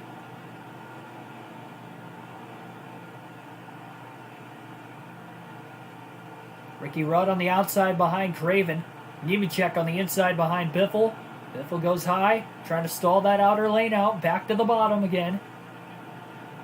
Nemechek up to second by himself. He goes high in front of Craven. Harvick to the inside now, trying to lead that inside line. Huge pack of cars. Seen minor mistakes today, not a major one yet to cause the big one.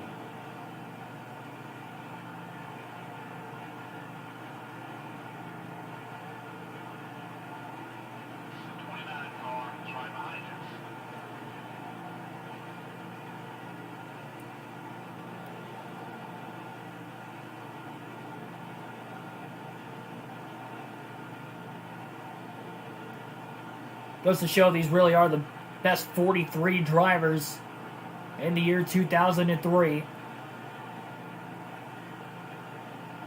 Things have seemed like they've been more packed together for a longer period of time here at Talladega versus what it was in the Daytona 500 in the season opener. And you could say the same for even the Gatorade Duel in that 50-lap event. Blood Shootout was pretty packed together. That was in the nighttime, though. And Harvick to the outside. Trying to get to the lead. Hasn't cleared Biffle yet. Biffle trying to hang on that left rear corner panel and not let Harvick go. Biffle all the way to the bottom. Harvick hasn't cleared him. And now he has, getting the run in the middle of turns 3 and 4. Kevin Harvick back to the lead again here in the Aaron's 499. Ricky Rudd, who had a big run to the bottom now underneath of Biffle. Harvick going all the way down the track. Biffle underneath him. Harvick did lead the lap, though, for an official lead change. Biffle on the apron going into the corner. Harvick gave him room, but Harvick able to get on by and hold on to the lead.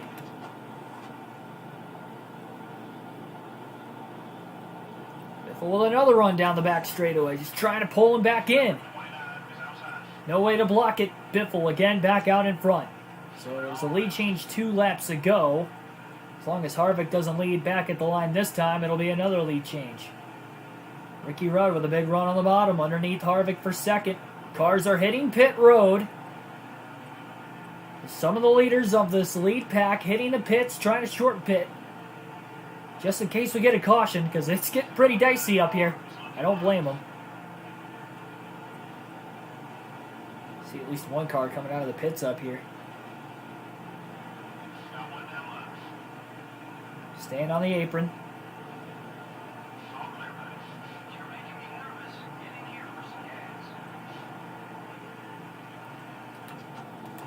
Biffle trying to get a draft off Terry Labonte. Pull away from Harvick. Doing whatever he can right now to hold on to this lead. Harvick looking extremely low. I think Harvick's coming to pit road this time by. Remember, he tried a pit strategy that helped him win the Daytona 500 earlier this year. And Harvick is coming to pit road there, so that will give Biffle another lap led at the line.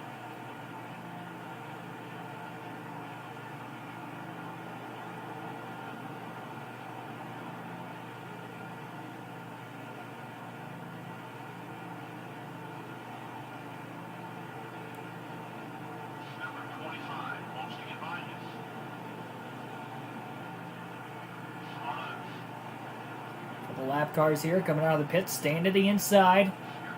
They race side by side, making it 3 wide to the outside of them. Cleanly nonetheless.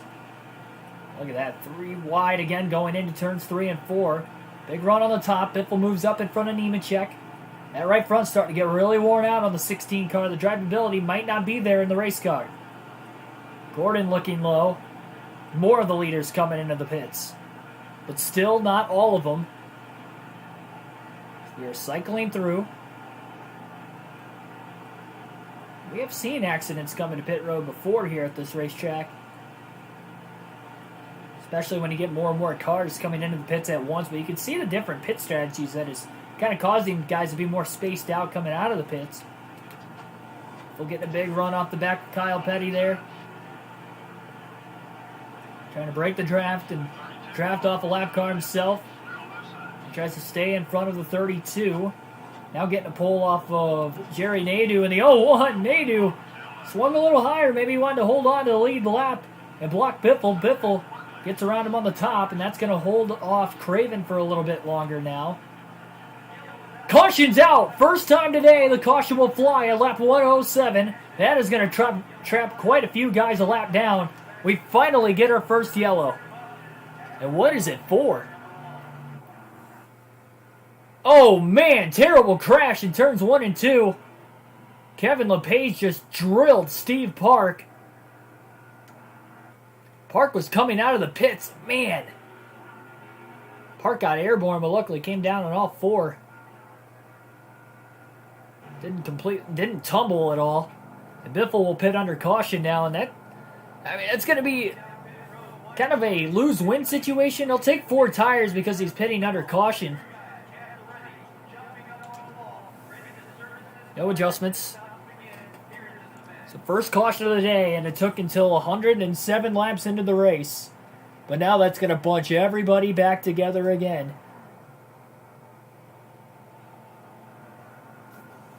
4 tire stop. Biffle might be the only one on pit road here. Tough to tell. First breather of the race.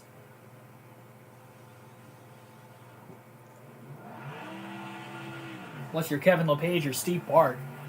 If they're still going on the track, and Yeah, they did not pit. Jimmy Johnson, Greg Biffle, the only two that came to pit road there. So they'll restart mid-pack. Well, here we go again. All that track position's lost.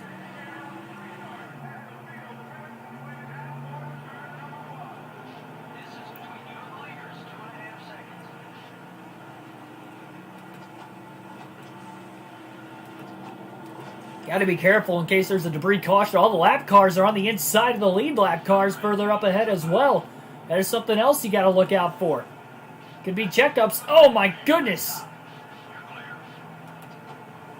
Harvick almost pulled the block on Biffle. They're 3 wide down the back. LePage on the inside and damaged. Oh my goodness, they're 4 wide. Biffle's on the bottom of the track. Contact with LePage as they go up and try to file their way back into line.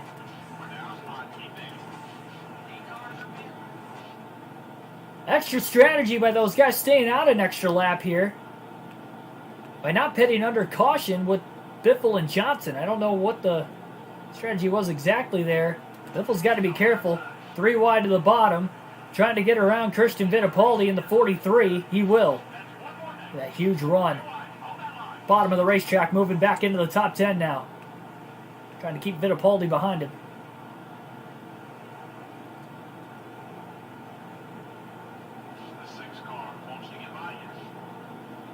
Biffle going to draft the back of Rusty Wallace. I believe these two are 4 position. Biffle trying to catch up to that first group here. You can see 2 packs of cars kind of spaced out from one another on the restart. I think that was because of the cars hitting pit road, and now Rusty Wallace will hit pit road. A very interesting strategy, to say the least. That is not going to give Biffle the lead. Tony Stewart is actually the race leader, so he'll collect 5 bonus points, leading his first laps of the race if he did not lead a lap before that point. This is very interesting. I don't think that is the pit window exactly. If not pitting there, I don't know why they're all pitting after the yellows. Very interesting situation, to say the least. Oh man, Mike Skinner just moved right up in front of Biffle. Wow. That was a pretty big hit. Front of the car still alright on the 16. Tony Stewart's coming to pit road. Greg Biffle to the lead.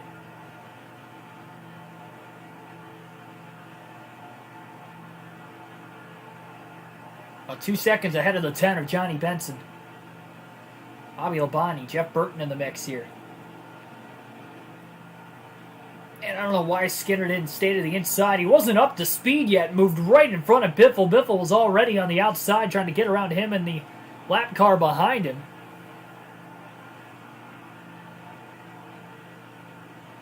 Haven't had the big one yet, despite having 1 caution up to this point. My goodness, that made it very interesting there as Biffle kind of pulling away from LePage. Either LePage is just losing him in the draft right now, or I don't know what's going on here. Biffle slowed down big time there. Probably should have gotten around Robbie Gordon. Biffle's going to decide to draft with him instead here, trying to hold on to a lead. Bobby Labonte up to second place, 2 seconds back, but Biffle trying to hold on to this race lead. But again, a lot of varying pit strategies. This is really shaking things up quite a bit here with that caution. Biffle will now have to pit a little bit earlier than everybody else. See Hermie Sadler coming up. Oh my goodness, Gordon with a heavy block. He's trying to stay on the lead lap. I think his crew chief has just let him know. Gordon trying to get away and go 3 wide now. Just let him know that Greg Biffle's the race leader. Don't let the 16 pass. Biffle now to the outside. And he'll draft with his teammate Mark Martin. And work with his teammate. Robbie Gordon trying to side draft on the inside. Couldn't do it for much longer as the 2 Roush Fenway teammates work together. Sports Live, welcome to the stream.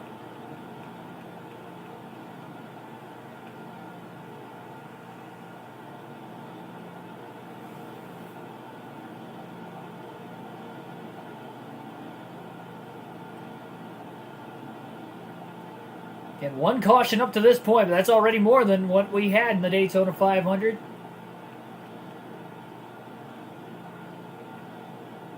Waiting to see if we were going to see debris either off of Kevin LePage's car or Steve Park, the two that were involved in that accident.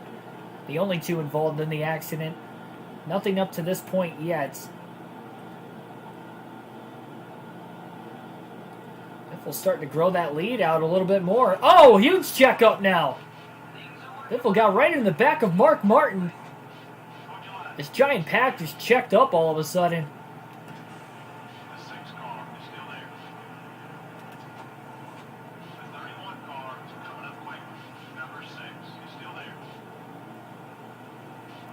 Biffle underneath his teammate Martin now.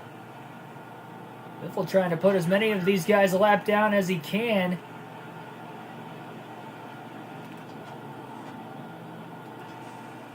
Not sure why everybody keeps checking up here. I don't know if it's just the blocks going on at the front of the pack or what it is. 3 wide to the bottom now.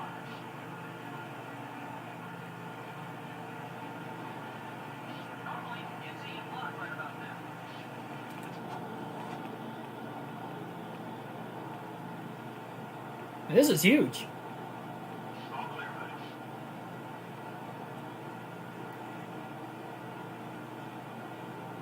When we went green, there were only 25 cars on the lead lap. I don't know how many there are now. The only ones on the lead lap could be the cars that are ahead of Biffle. This is really just shaking things up. Davion West, welcome to the stream.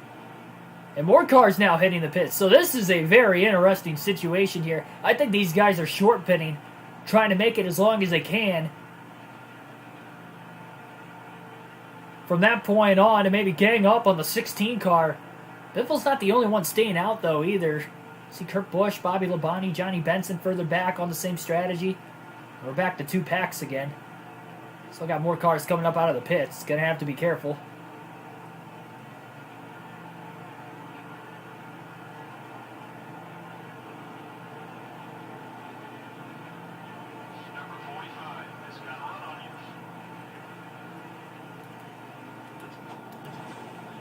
Jimmy Johnson, oh my goodness!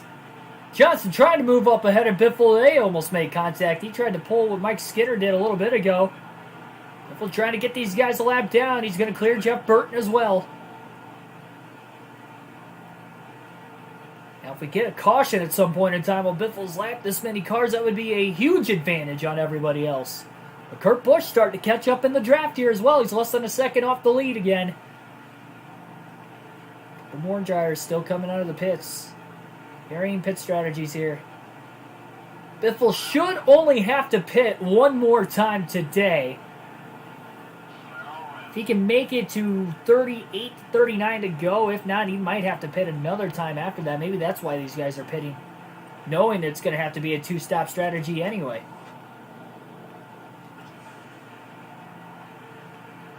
Biffle looking up high on Hermie Sadler. Sadler did not pull up in front of him. Pulling up alongside of him, maybe trying to side draft him, but now Hermie Sadler's a lap down.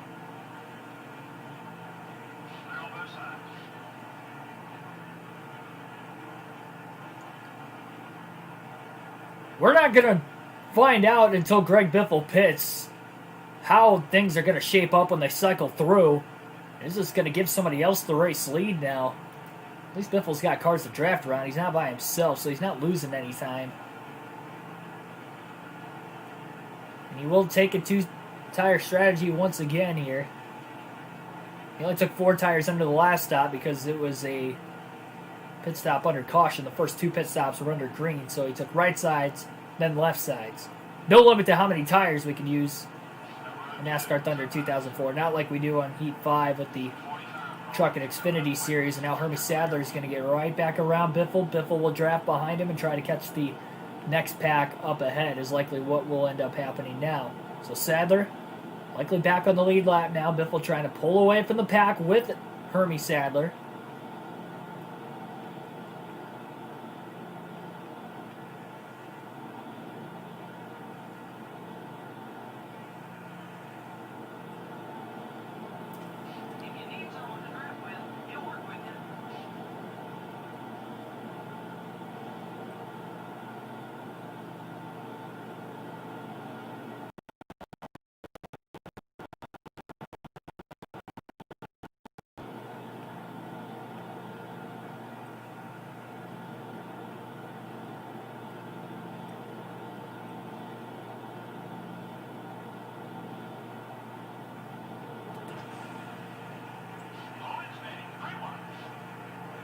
1.2 second lead. Johnny Benson back up to second, getting around Kurt Busch. Him, Bobby Labonte, and Kurt Busch just keep battling back and forth for positions here. See Biffle's, again, trying to work through as many cars as he can. Put as many a lap down as he can in case we get that second caution.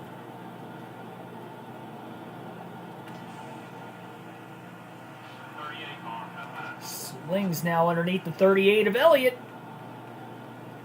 And Michael Waltrip. Elliott moves up now in front of Waltrip.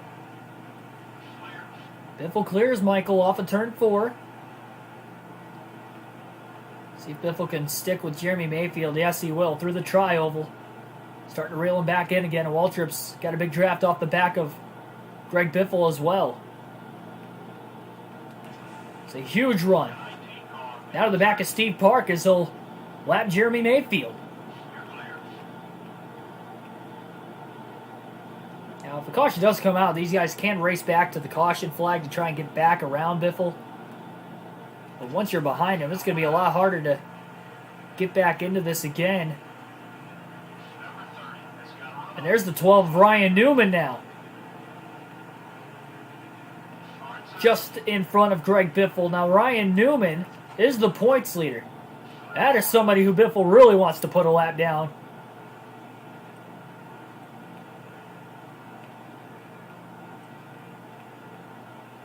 Newman, although he hasn't won a race yet this season, showing some consistency through the first handful of races. Bobby Labonte, meanwhile, back up to second.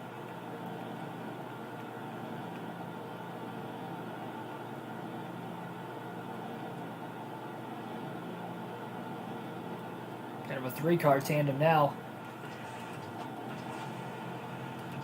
Ricky Craven's had a fast car today. He's going back and forth trying to block Ryan Newman in the 12. Biffle overdrove turn 3 down to the bottom. He's starting to lose these guys now. He's got to be careful.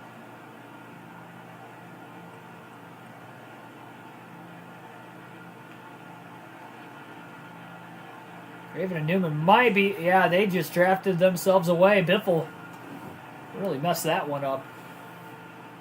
All this pack of cars behind him is going to start to reel him back in again. So he was trying desperately to get around Newman to put him a lap down, with Newman being the points leader.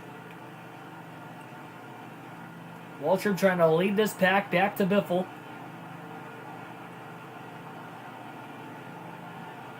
Biffle might want to hold tight because some of the leaders are in this pack now and trying to get to the front of it so they can catch Biffle for the race lead. Drivers that are on the same strategy as him. We know Johnson's on the same strategy because he pitted under that caution with Biffle, but those were the only two cars to hit pit road under the yellow. 8 people watching currently right now. Thanks for everybody tuning in here on a Tuesday evening, Tuesday night, wherever you may be. Dale Jarrett is actually up to second right now, so you can see him out of the rear view of the 16 of Biffle. Subscribe for more daily NASCAR content. We got these full race live streams with a realistic broadcast every day. So I start my announcing / commentating, broadcasting career, whatever you want to call it. But that is in hopes, of course, to one day broadcast real NASCAR races at the track. So follow me on that journey. That's why we do these on the daily. Help me out one subscriber at a time. Oh, man. Well, they reeled back in Newman and Craven. Big run 3 wide up the middle goes Biffle. Trying desperately to put Ryan Newman a lap down, and he does. And Craven now still trying to block Biffle off, but I don't think Biffle's worried about Ricky Craven. He was trying to get around Ryan Newman there, and he did. Now he can sit behind Craven and just draft off of him. They'll try to gain as much time as they can. Could help Biffle break away from the pack. We'll have just 60 laps to go this time by. And the Aaron's 499.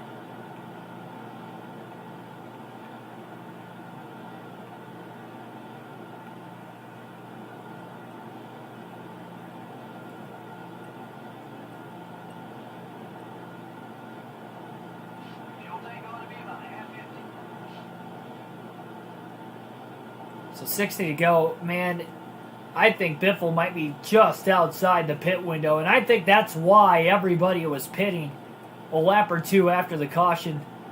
Obviously, it took a little bit to really find out how long the 16 car could go. So varying pit strategies here. Biffle might have to pit 2 times yet today. He's got a lot of guys a lap down currently. If a caution comes out, then Biffle's strategy for sure is going to work. Could save fuel as well. Maybe able to make it a one-stop still. But I think they are just outside the window to make it a 1 pit stop. Biffle finished second in the Daytona 500. It came down to a fuel mileage race there. Everybody pitted except for one. That was Kevin Harvick, who went on to win the race. He was about 13 seconds ahead of everybody else. Saved enough fuel in the draft. Nobody else could. But today, it's all over the place. At least in the 500, it was caution-free, so it's kind of easy to keep track of everybody and who all could make it, who all didn't pit at a certain amount of time. But this one, it's all over the place with the caution that came out at lap 107 for Steve Park. And, well, Steve Park really getting ran over by Kevin LePage. Both cars crashed in turns 1 and 2.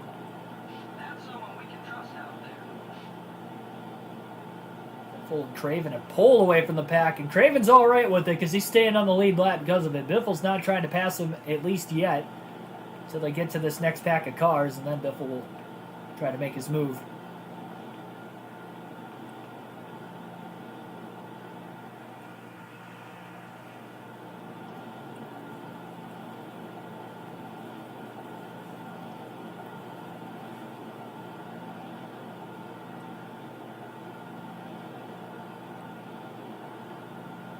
Tony Stewart, another one of the championship contenders, just up ahead as well. Maybe another driver Biffle wants to desperately put a lap down. Once he gets there, Ricky Craven looking low underneath of Stewart. Stewart goes down to block. He's got to make sure he doesn't make the move too early like he did on Ryan Newman. So there we go. 5 more bonus points now clinched for the 16 of Biffle. That was huge. That was really big for Greg Biffle, clinching those extra 5 bonus points that time.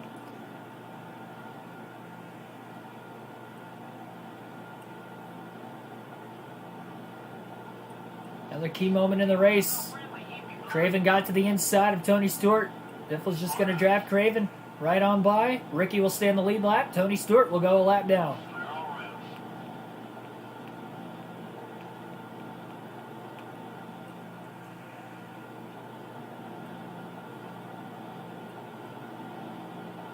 Man, it's just not shaping up to be good for Biffle. He is trying to stay in the draft of Craven. He is saving fuel by doing this as well.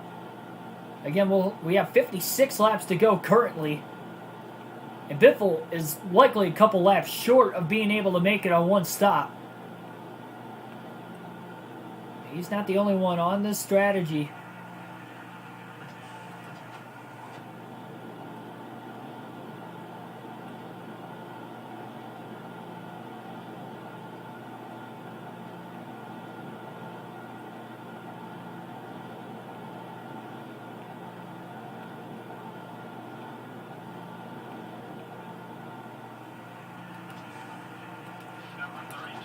Looking low underneath Craven now.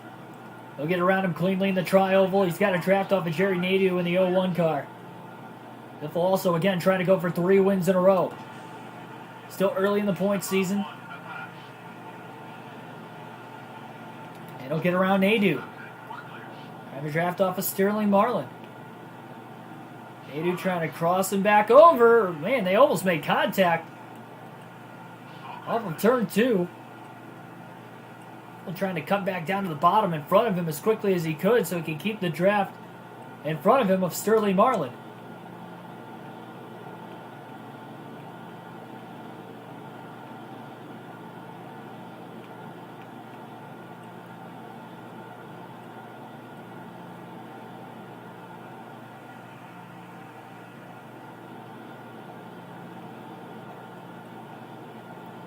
Another driver in the top 5 in points just up ahead. Jeff Gordon. Big run Biffle now in the draft of Casey Mears. Marlin's going to go a lap down. Jeff Gordon's going to go a lap down. Maybe. Biffle hasn't cleared him yet. Now he has. Oh, man, almost got in the back of Mears. Just got to the outside of him. Now clears him going into turn 3. Casey Mears having a solid run if he's only 1 lap down. Up towards the front of this pack here.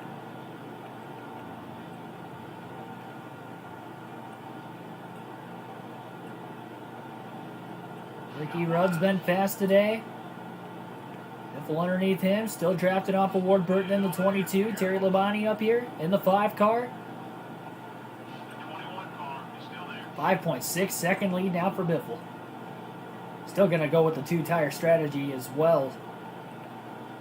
Hopefully he's got a drafting partner. That's the problem with being on this strategy and now being so far out ahead is whenever he does come to pit row, whether it's early or late, he's not going to have a drafting partner when he comes back up onto the racetrack.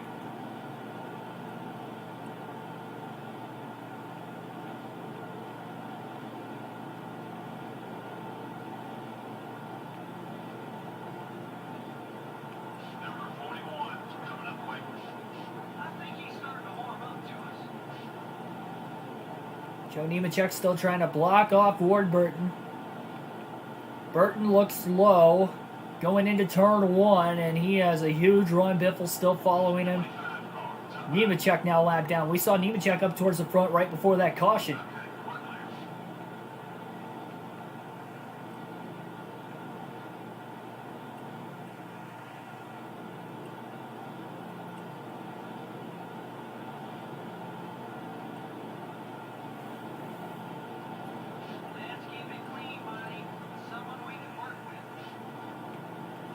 Burton going high, though, and that's allowing Nemechek to get back to the inside of Greg Biffle.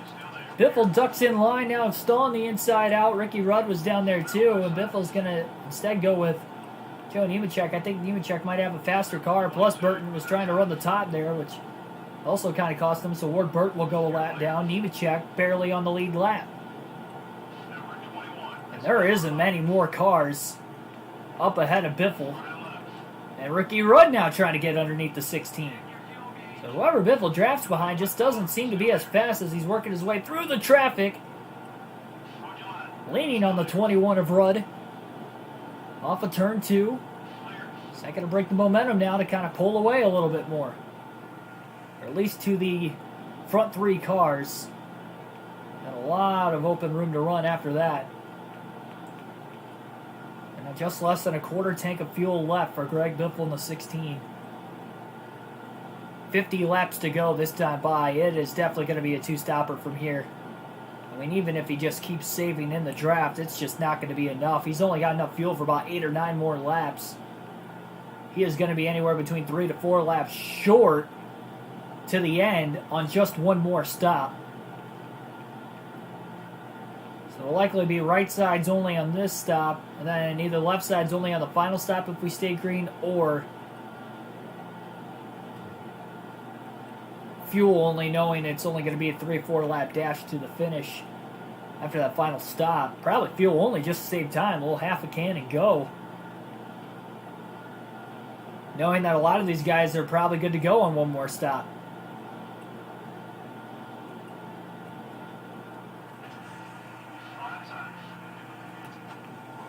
Bill Elliott in the 9. Nemechek a lap down. Biffle's got a 9.4 second lead, by far the largest lead he's had today. When he's been leading, he hasn't been able to break away from the pack, but he's able to draft off these lap cars with the varying pit strategies, and it's helped him out quite a bit.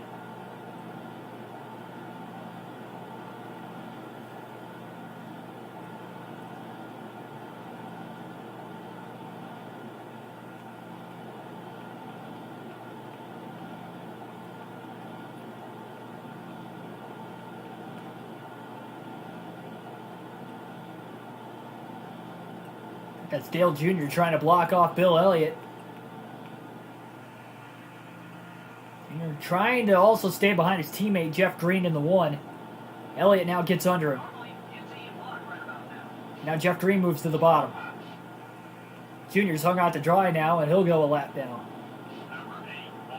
Biffle will be coming to pit road soon here, so all these guys that went a lap down are hoping it stays green at least long enough for Biffle to pit.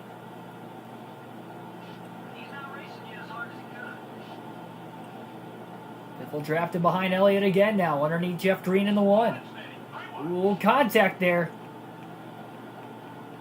That was good contact, though. That was Biffle just flat out shoving the 9 car. Look at the push he gave him. Off of turn 4, able to carry it, and Biffle pulls right back to his back bumper again. Still trying to save fuel just in case he can save 3 to 4 laps. Still a long ways to go, so he could save 3 to 4 laps here. More cars coming into the pits. Probably the other drivers that are on the lead lap still. That isn't Bill Elliott, of course. That is right in front of Biffle. Kurt Busch, Bobby Labonte, Johnny Benson. Probably being some of those drivers hitting pit road. Who also are on the same strategy as Biffle. Jimmy Johnson maybe as well.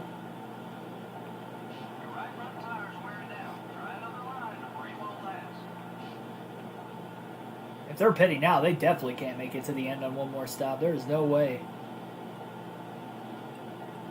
And the fuel window is 36 to 40 laps here at Talladega.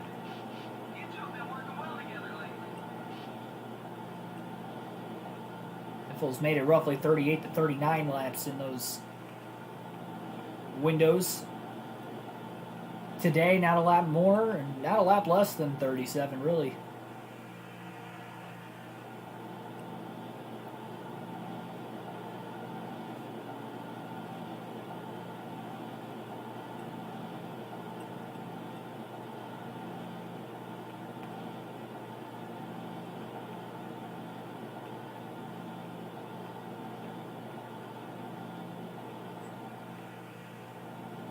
Now, assuming Elliott could stay out longer than Biffle, Biffle should be fine. But if Elliott chooses to pit, I think Biffle might as well just pit with him. Otherwise, he's not going to have any drafting help anyway. There's Bobby Labonte, who just came out of the pits. And Dale Jarrett, Kevin Harvick up there as well still. Have to hit pit road soon as well. I mean, if Biffle can make it to 40 laps to go, if he can make it just a couple more laps... Oh, man, I lost Bill Elliott's... I didn't click out of it in time. I went from 100 down to 26. That sucks. But anyway, yeah, I mean, if Biffle can just make it to 40 laps to go, he's got a shot on one more stop to make it to the end.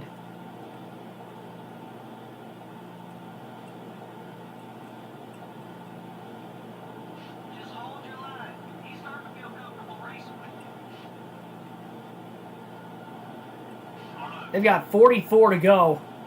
Can he make it 4 more laps? You can tell he's already saved a little bit. 4 more laps just to make it another way around, and I just don't know. He's not going to be able to make it 4 more.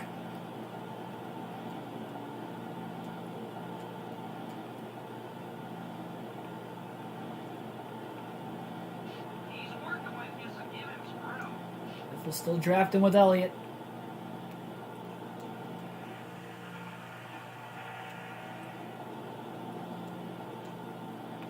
So Biffle staying out 1 more lap.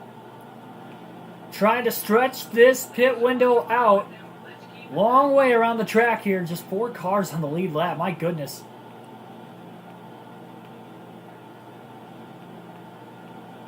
He's going to lose a lot of time, though, if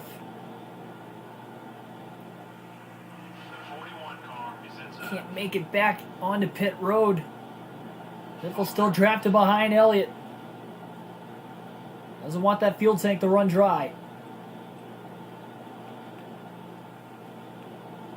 And Greg Biffle will be pitting this time by. Don't forget, he's one of the good guys. And Biffle will be pitting right now, so he made it just long enough. He'll be right side tires only. Got to make sure he doesn't speed. He did not.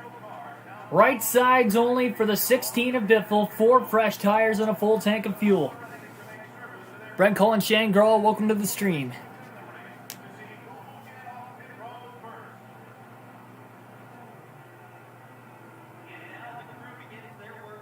Yeah, Sports Live, if you're still with us, I have no clue how to exactly... I mean, if it's too loose, you can just keep putting more wedge in it, drop the air pressure. But as far as mid-race adjustments, but I don't really do custom setups, so outside of that, it's kind of tough for me to really dictate what to do there. Biffle coming out of the pits. He still got the lead, taking the right sides only. The rest of the leaders were on pit road with him as well. Pitting on the same lap, same strategy. Biffle is likely at least 2 laps short. I mean, it's kind of broad to say this, but he's anywhere between 2 to 8 laps short. We really don't know. I think that's the furthest that he has made it on a full run yet. Right there, he made it 40 laps. But he's going to have to go 42 to make it to the end. He did a lot of drafting there as well, probably more than what he's done all day. Remember, he's been the lead car a lot. He's led the most laps.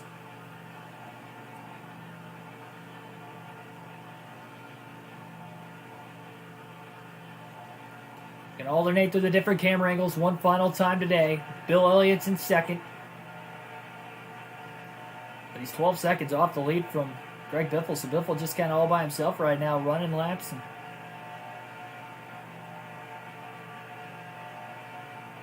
running smooth, buying his own time and waiting for something to happen.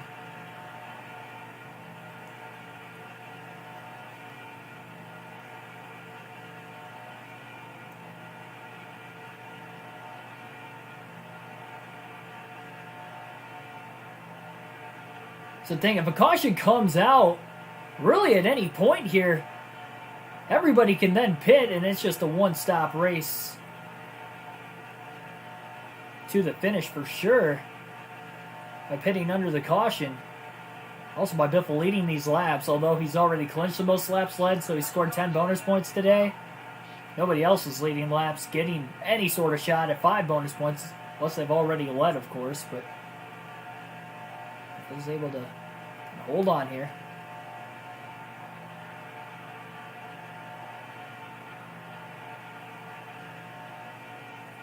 And he's got no drafting help to try and save those 2 laps of fuel he needs to save as well.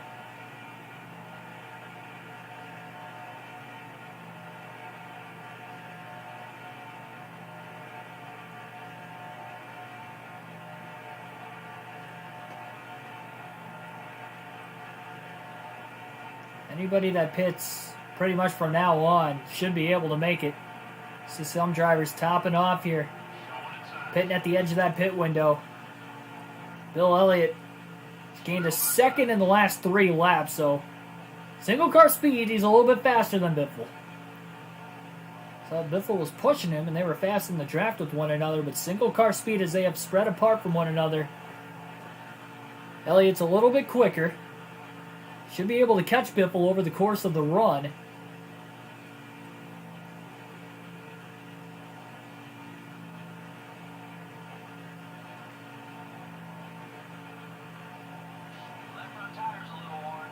But if Biffle does need a caution to win this race, just know there was a run-in multiple times earlier in the race if you're just tuning in with Christian Fittipaldi, once on lap 3 and once midway through the race.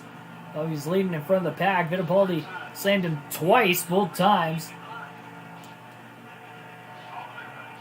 See, Bill Elliott just came out of the pits, so Elliott topped off for his final time, but he's a lap down again, so that's a risk for sure.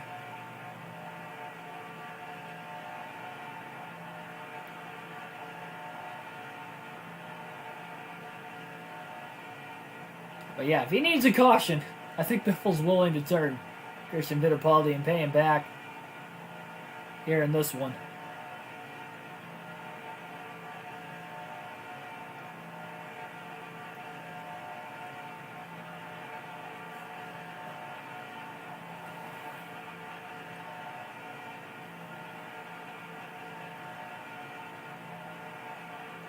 Otherwise, they got 37 laps to go at the line now.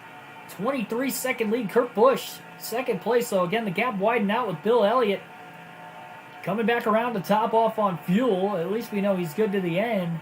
Biffle still no drafting help and still has to pit at some point in time. But when do you pit?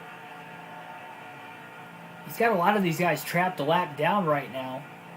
So he doesn't have to short pit if he doesn't need to. Would he lose the track position? Yes. But also you got to figure, can he stay out of the pits, keep the track position, and not have to fight from the back of the pack to the front for a third time? Because he might save enough fuel under caution. Knowing that he's just 2 laps shy. I mean, it'd be close, but he could definitely be burning a lot more fuel currently. Nobody in front of him, nobody behind him even to draft off of. There is one single car on the outside up here. Not sure exactly who it is.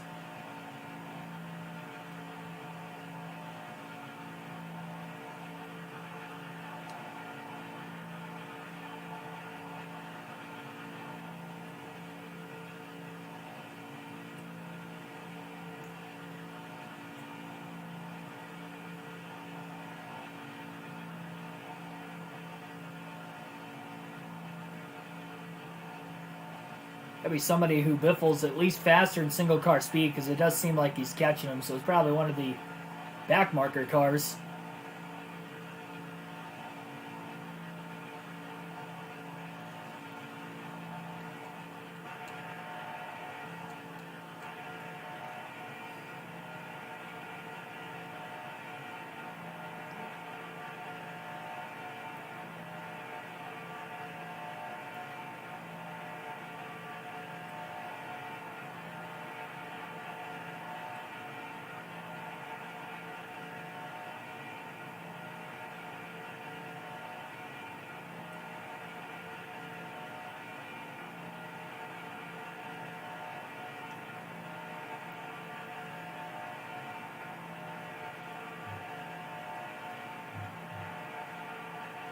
It's a lonely drive right now for the 16 team. Kurt Busch isn't in a pack either, and that's why he's not really able to gain a whole lot, if he's gaining at all, on the 16 of Biffle. Yeah, still about 23 seconds back. Dale Jarrett's now caught him. Dale Jarrett has now caught Kurt Busch, so maybe can race with one another. They can draft with one another to try and cut into that 23-second deficit on Greg Biffle, which is definitely possible. We've got enough laps left, and again, all it takes is 2 cars are so much faster than one. A huge pack of cars is a lot faster than one. I mean, you're talking like 10 to 15 miles an hour faster. They're going to catch him some point in time if that was the case here.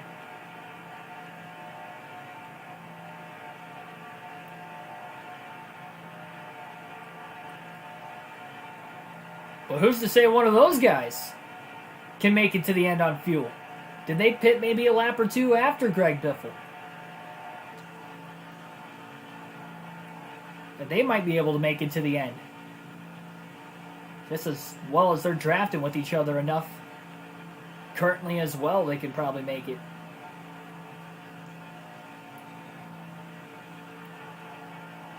Can't tell exactly who this lap car is up ahead here. I think it's either Mike Skinner or Christian Fittipaldi, if I had to guess. I think it looked like a yellow car at times. Well, if it's the 43, we know we're getting a caution. And it is. Oh boy. Fittipaldi has tried to wreck Greg Biffle a couple times already today. And it will be time for Biffle to strike back here.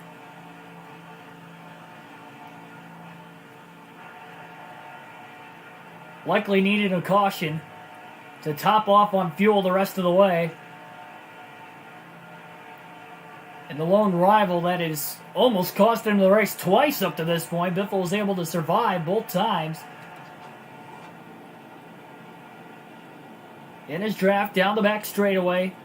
Oh, he's going to get to him quickly.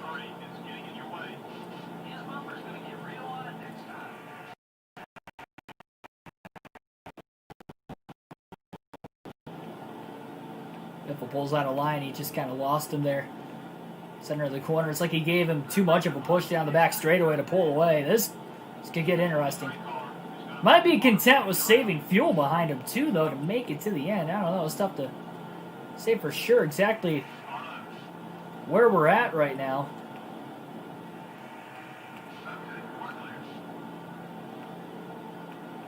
Holding on the outside right now. It's going to be tough to hook him, too, while he's running the outside. Oh, Biffle got the wall. Off of turn 2. That didn't help either. Trying to run the outside. The in-car cam, nonetheless.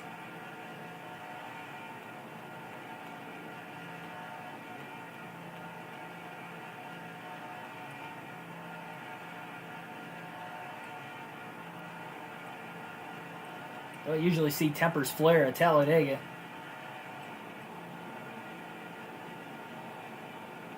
Plus, it's the aftermath of you possibly getting involved in a big crash. Just 30 laps to go in this race now.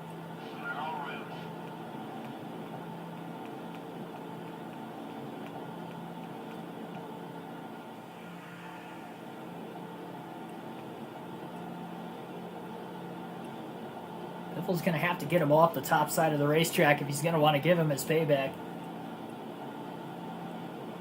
See, they're going the long way around the racetrack, too, so Biffle can't even save fuel behind him anyway, so he might as well. Oh, it's the caution. This is going to trap a lot of guys a lap down. Again, this is a dirty way of doing things, but it's the one driver that has tried to cost us the race a couple times by door slamming us 4 times on 2 separate occasions.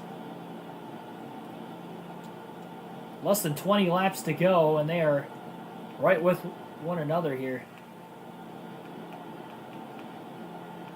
Just gotta make him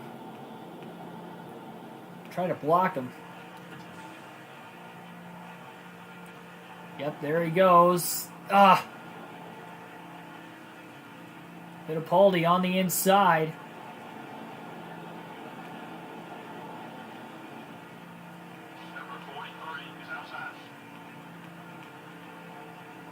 Now to his inside, center of the corner.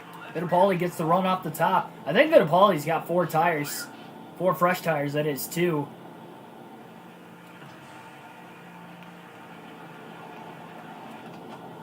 Hugging the outside.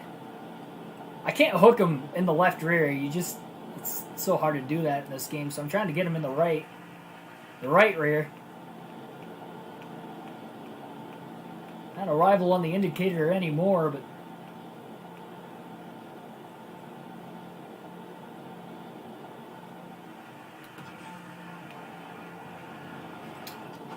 problem is, there's no drafting help behind Biffle to try and get around him as well.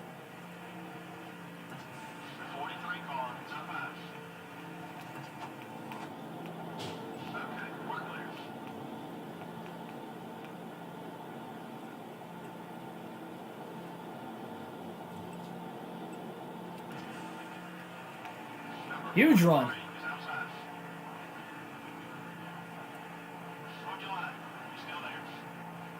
Side drafting off that left rear corner panel now.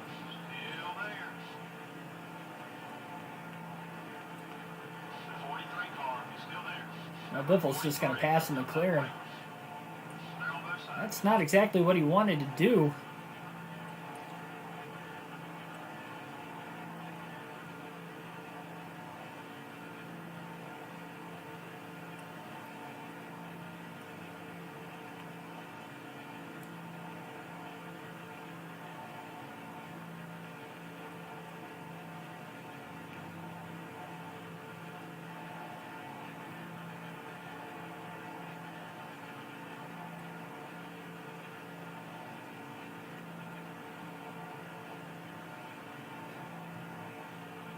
So now no more drafting help. It's a 16-second lead for Biffle. So again, those guys are closing in. Can they make it on fuel to the end of the race? Again, we know Biffle's in a situation he probably can't. No drafting help again. He was behind Fittipaldi there for a little bit. He was looking for the caution to give him payback on Fittipaldi, but Fittipaldi wouldn't come off the top side of the racetrack long enough for Biffle to hook him. But now We are coming to just 25 laps to go this time by. And the Aaron's 499 at Talladega.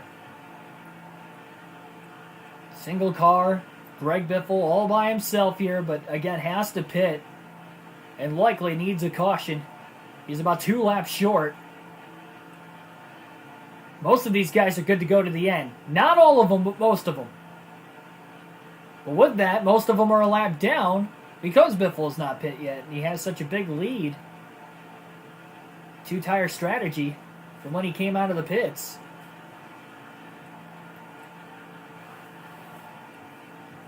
Yeah, he's got some drafting help coming up from behind as well. Fittipaldi might have gotten caught up in this pack. So that is quite a big pack of cars, so I guess the retaliation could still be waiting in the wings here for Biffle because he likely needs a caution. I don't think he is going to save enough fuel because he's probably burning even more. He's probably even more than 2 laps short now, knowing that he has burned through as much fuel as he has. 24 to go now. 12-second advantage to Dale Jarrett. Yeah, Fittipaldi's in this pack, but he's a lot further back there. I'm not going to hook anybody else. Literally the only driver I would hook. The only driver that tried to cost us the race a couple times. I've seen some aggressive blocks, but that's just the nature of Talladega. Door slamming is 3 wide is another on lap 3.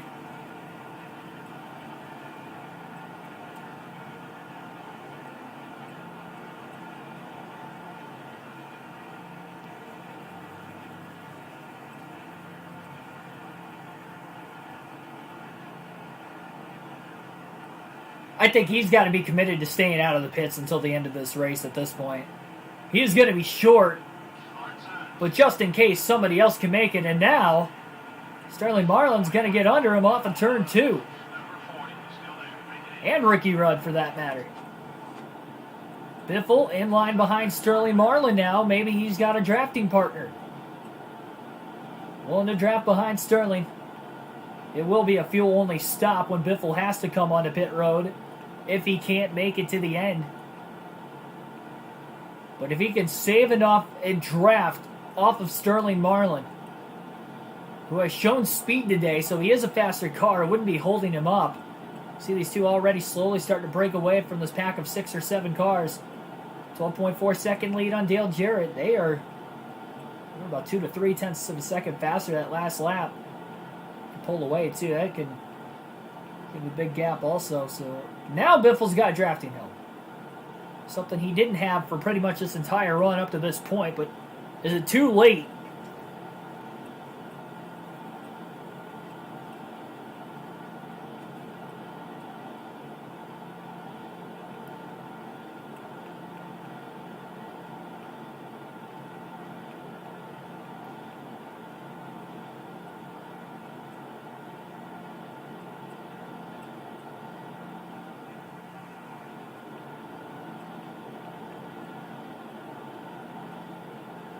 I mean, a half a can only just to make it to the end as well. You probably still got to be about 40 seconds ahead, I would have to imagine. 13 is definitely not enough. I mean, by the time you're not even in your pit box yet, they're going to be going by. Will we get a second caution of the race from anybody else?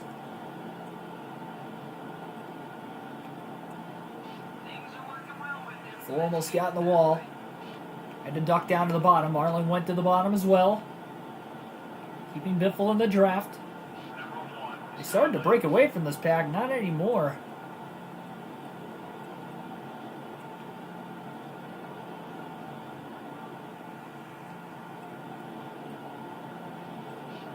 "20 laps to go, and the Aaron's 499 at Talladega." And now Jarrett was about 7 tenths of a second faster at last lap. So something is happening with that pack that Dale Jarrett is in. He is starting to run down the 16 of Biffle again. He's still got time. 20 laps, not a lot of time, but he's got time if everybody in the top 5 can make it.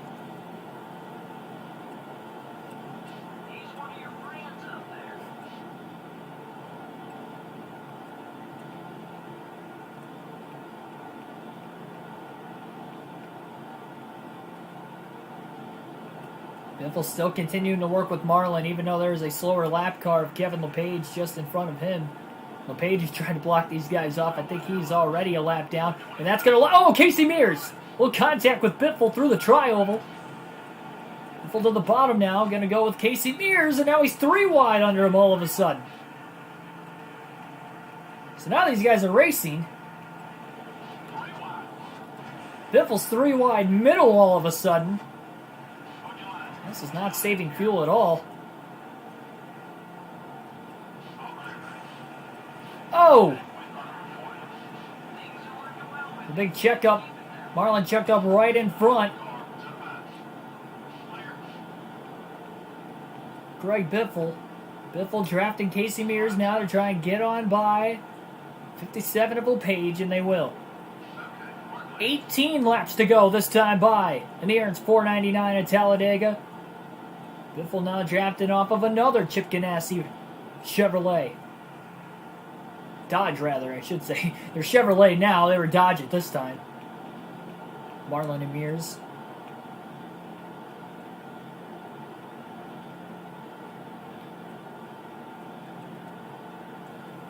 So now they're starting to pull away. Casey Mears has shown some decent speed today.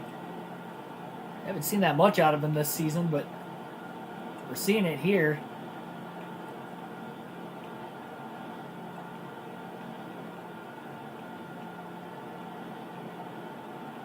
I mean, you're at the point now, too.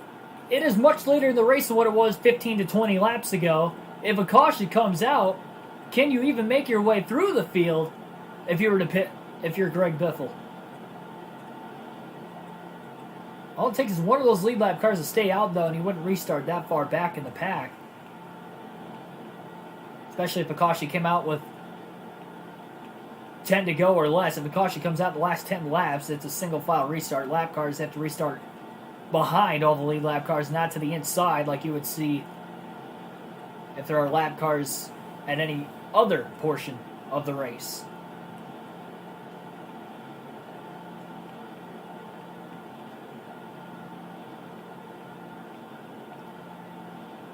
Biffle just trying to save. Does he have enough gas to the end? We are coming to 16 laps to go this time by. Not worried about trying to put Casey Mears a lap down here. Unless we get a caution. And I'll try to race around him before they get back to the start-finish line when they race back to the flag.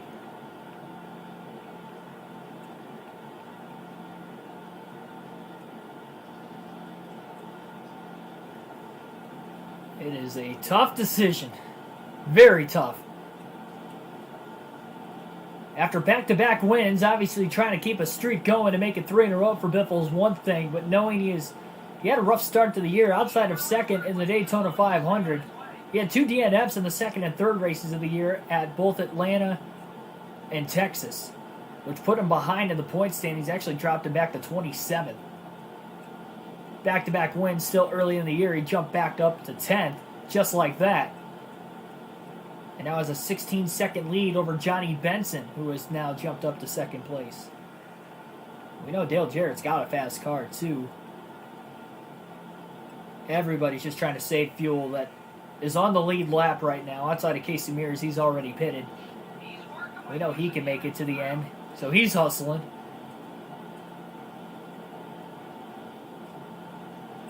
He's content with having Biffle push him in the draft. I don't think Biffle can make it to the end. He burnt way too much gas. He started the run just 2 laps short of how long he ran the run before that. But as this run is carried on, with him having no drafting help for about the first 15 to 20 laps, he was burning even more fuel. And not saving at all. He couldn't. Especially when it's a track when you're full throttle all the way around with these restrictor plates. So now, it is definitely a tough dilemma for the 16 team. They're going to stay out as long as they can. I think they're committed now to having to pit, whether it is under green or under caution. But he's trying to stay out still, just in case everybody else behind him can't make it. Situation which we saw in the Daytona 500, Kevin Harvick was able to make it. Harvick is in the top 5 right now on the same strategy. Up to 3rd, in fact. Dale Jarrett's actually kind of broken away. I don't know what happened there, but he was now 4 seconds ahead of these guys behind him. Remember, Johnny Benson was up there in 2nd place a couple laps ago.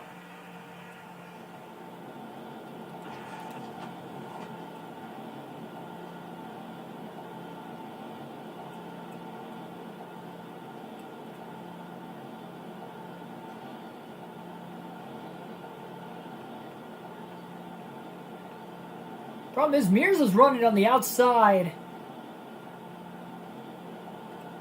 on the straightaways. It's not the shortest way around the track as well through the tri-oval. He's going to run that middle to upper lane. Biffle, at least he's running the inside in the corners, but that's just not good enough.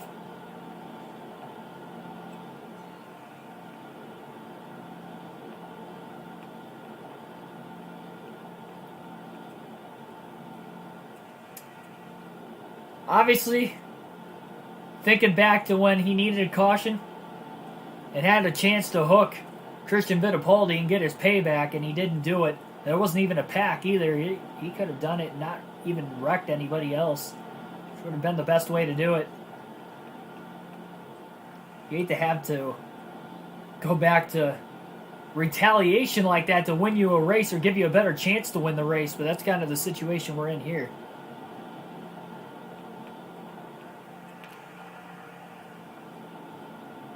Another lap car.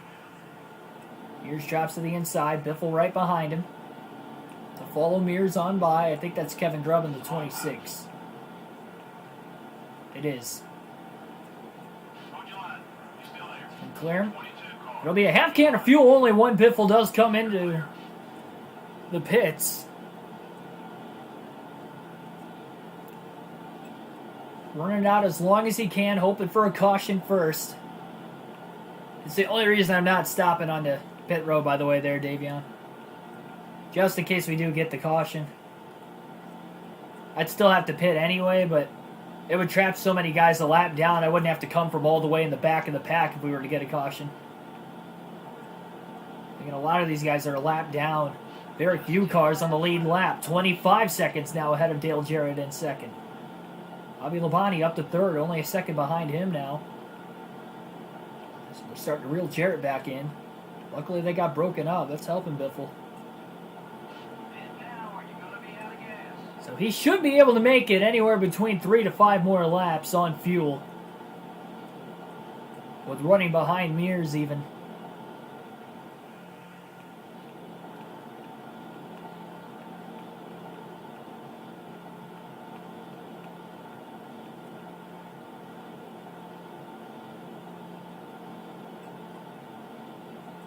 Knowing that the race could end under caution with anywhere between 3 to 4 to go or less. Maybe he can get to that point and then hope for the caution. That'd be really lucky if that happened. But the later we get into this race, the more chance there is of having a yellow. Just 9 laps to go. And the Aaron's 499 at Talladega. Can't believe it's come down to this. Fuel mileage on a Superspeedway again. And that's despite having 1 caution. But really, the caution is what kind of messed up the pit strategy and the fuel strategy. It wasn't like this before the yellow. It was pretty content. Everybody was going to pit, but then we had some guys pit under caution and some guys didn't. Most guys actually stayed out and pitted a few laps later just to get them within the window. But with taking 4 tires, again, Biffle can take literally just a half can of fuel, no tires. He might be alright. He's up to almost a 28-second lead on Dale Jarrett. Can he cycle back in front of him with just a half can only? He's about a half a track ahead now. I don't think he can, but it is obviously the only shot he's really got of trying to beat these guys unless they have to pit also. We don't know exactly who might have pitted before or after Biffle.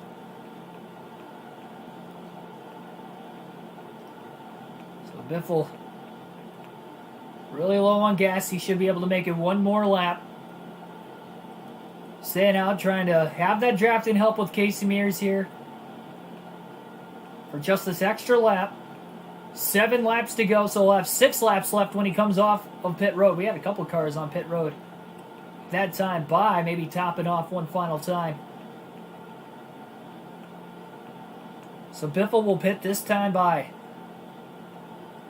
Half a can, that's it. Get him out there. And yeah, so we have more cars from the lead that are pitting again here.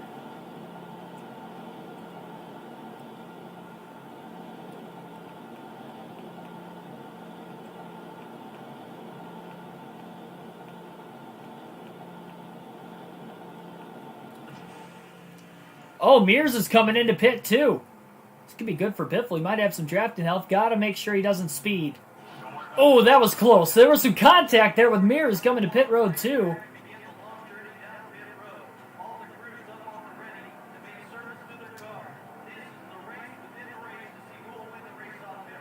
Well, here we go. Dale Jarrett just coming out of the pits himself right there. So half can only. We saw Harvick make it in the Daytona 500.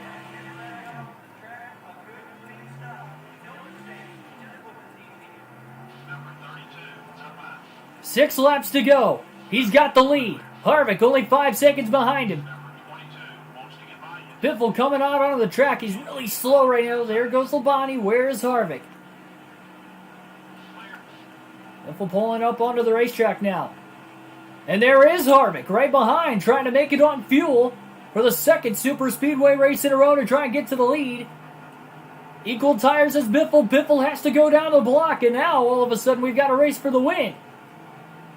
Can Harvick make it on fuel? Kurt Busch also on the lead lap, trying to make it on fuel to the end of the race.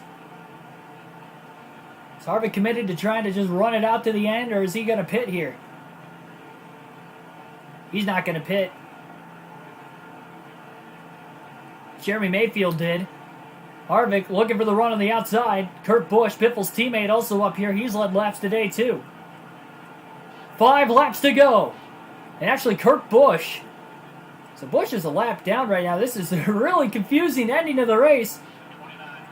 Harvick and Biffle are racing each other right now as Biffle pulls the block in 1 and 2 again.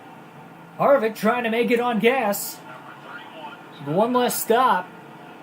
Biffle came out just in front of him. He doesn't have to worry about those other lap cars as much as Harvick.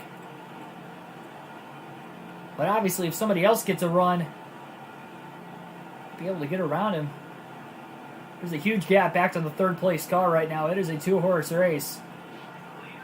And Harvick is out of gas. He's coming to pit road. Man, this is a very weird dilemma here at the end of the race. 4 laps to go this time by. A little bit of pressure off. 25 seconds back to Bill Elliott. Oh, no! Oh, man! Huge crash in turns 3 and 4. Greg Biffle just ran right into the back of a lap car coming out of the pits. Heavy damage now to the front of the 16.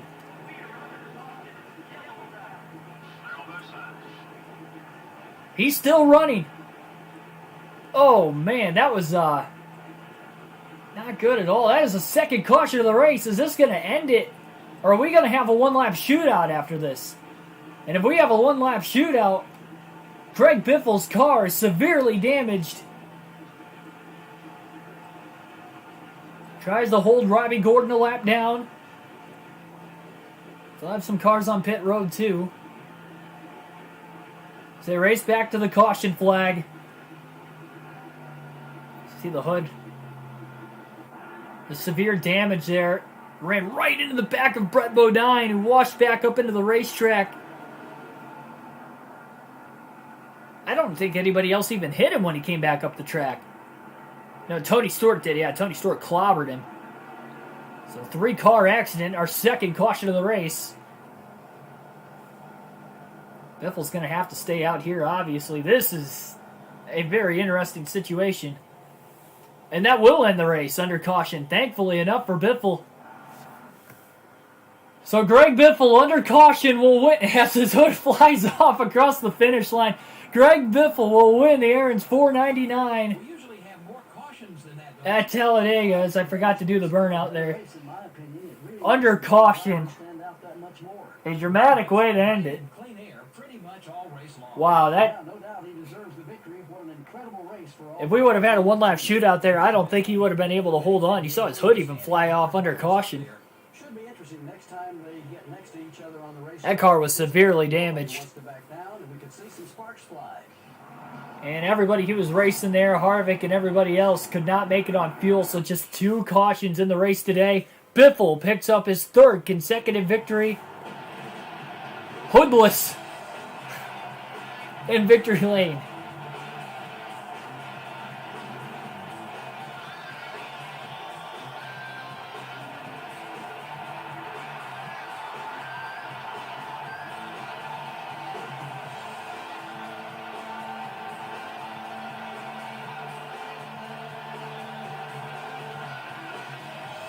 Max points day for the 3rd time this season.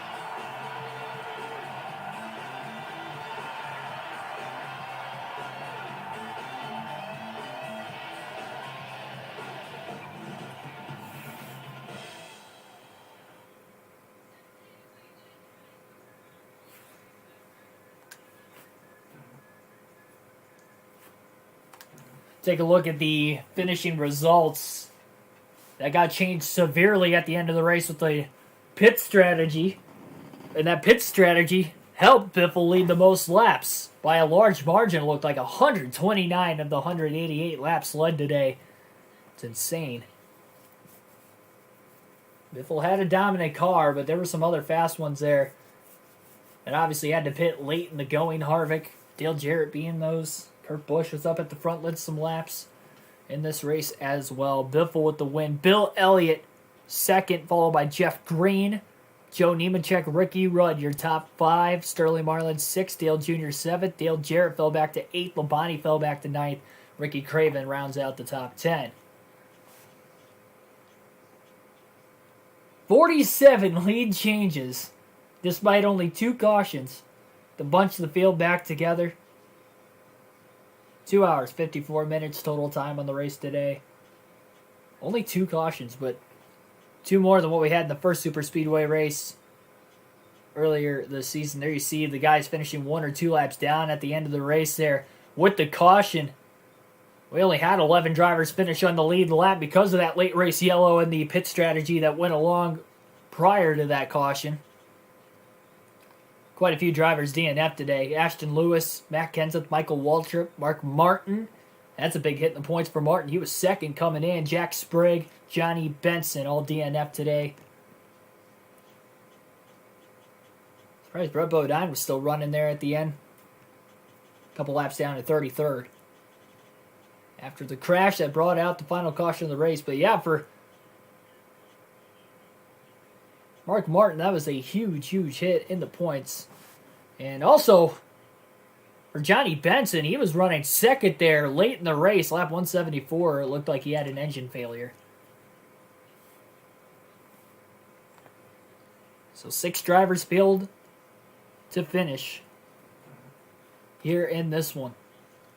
Next race is at Las Vegas for NASCAR Thunder 2004. That will be the 7th race of this custom schedule season.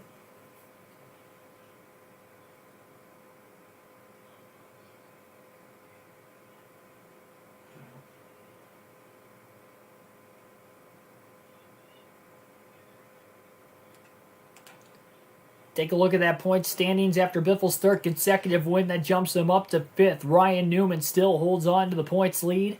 It's a little bit more narrow, and we have a new driver in 2nd place, which is Dale Jarrett, just 48 points behind him. Martin with that 40th place finish drops from 2nd to 9th in the point standings. Again, still early in the year. That is why he dropped so drastically. But he was in a position about 82 points back. Now he's 193 back. And us ourselves here with Greg Biffle, 112 back. So definite points gained after that max points day at Dega. So again, another 1.5 miles, 400 miler, in fact, at Vegas in the next race.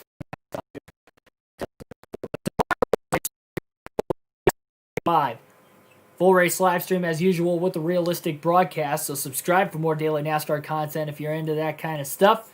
If you're a NASCAR fan in general, you should also subscribe. Got another prediction video, post-race analysis video coming out for the Championship 4 at Phoenix this weekend, of course, as well. And also, hit the like button if you enjoyed the race, the commentary, the video in general. I will see you tomorrow, 5 p.m. Eastern Standard Time. Michigan Xfinity Series NASCAR Heat 5 full race live stream. Hope to see you guys then. Thanks, everybody, for watching, and have a good rest of your night.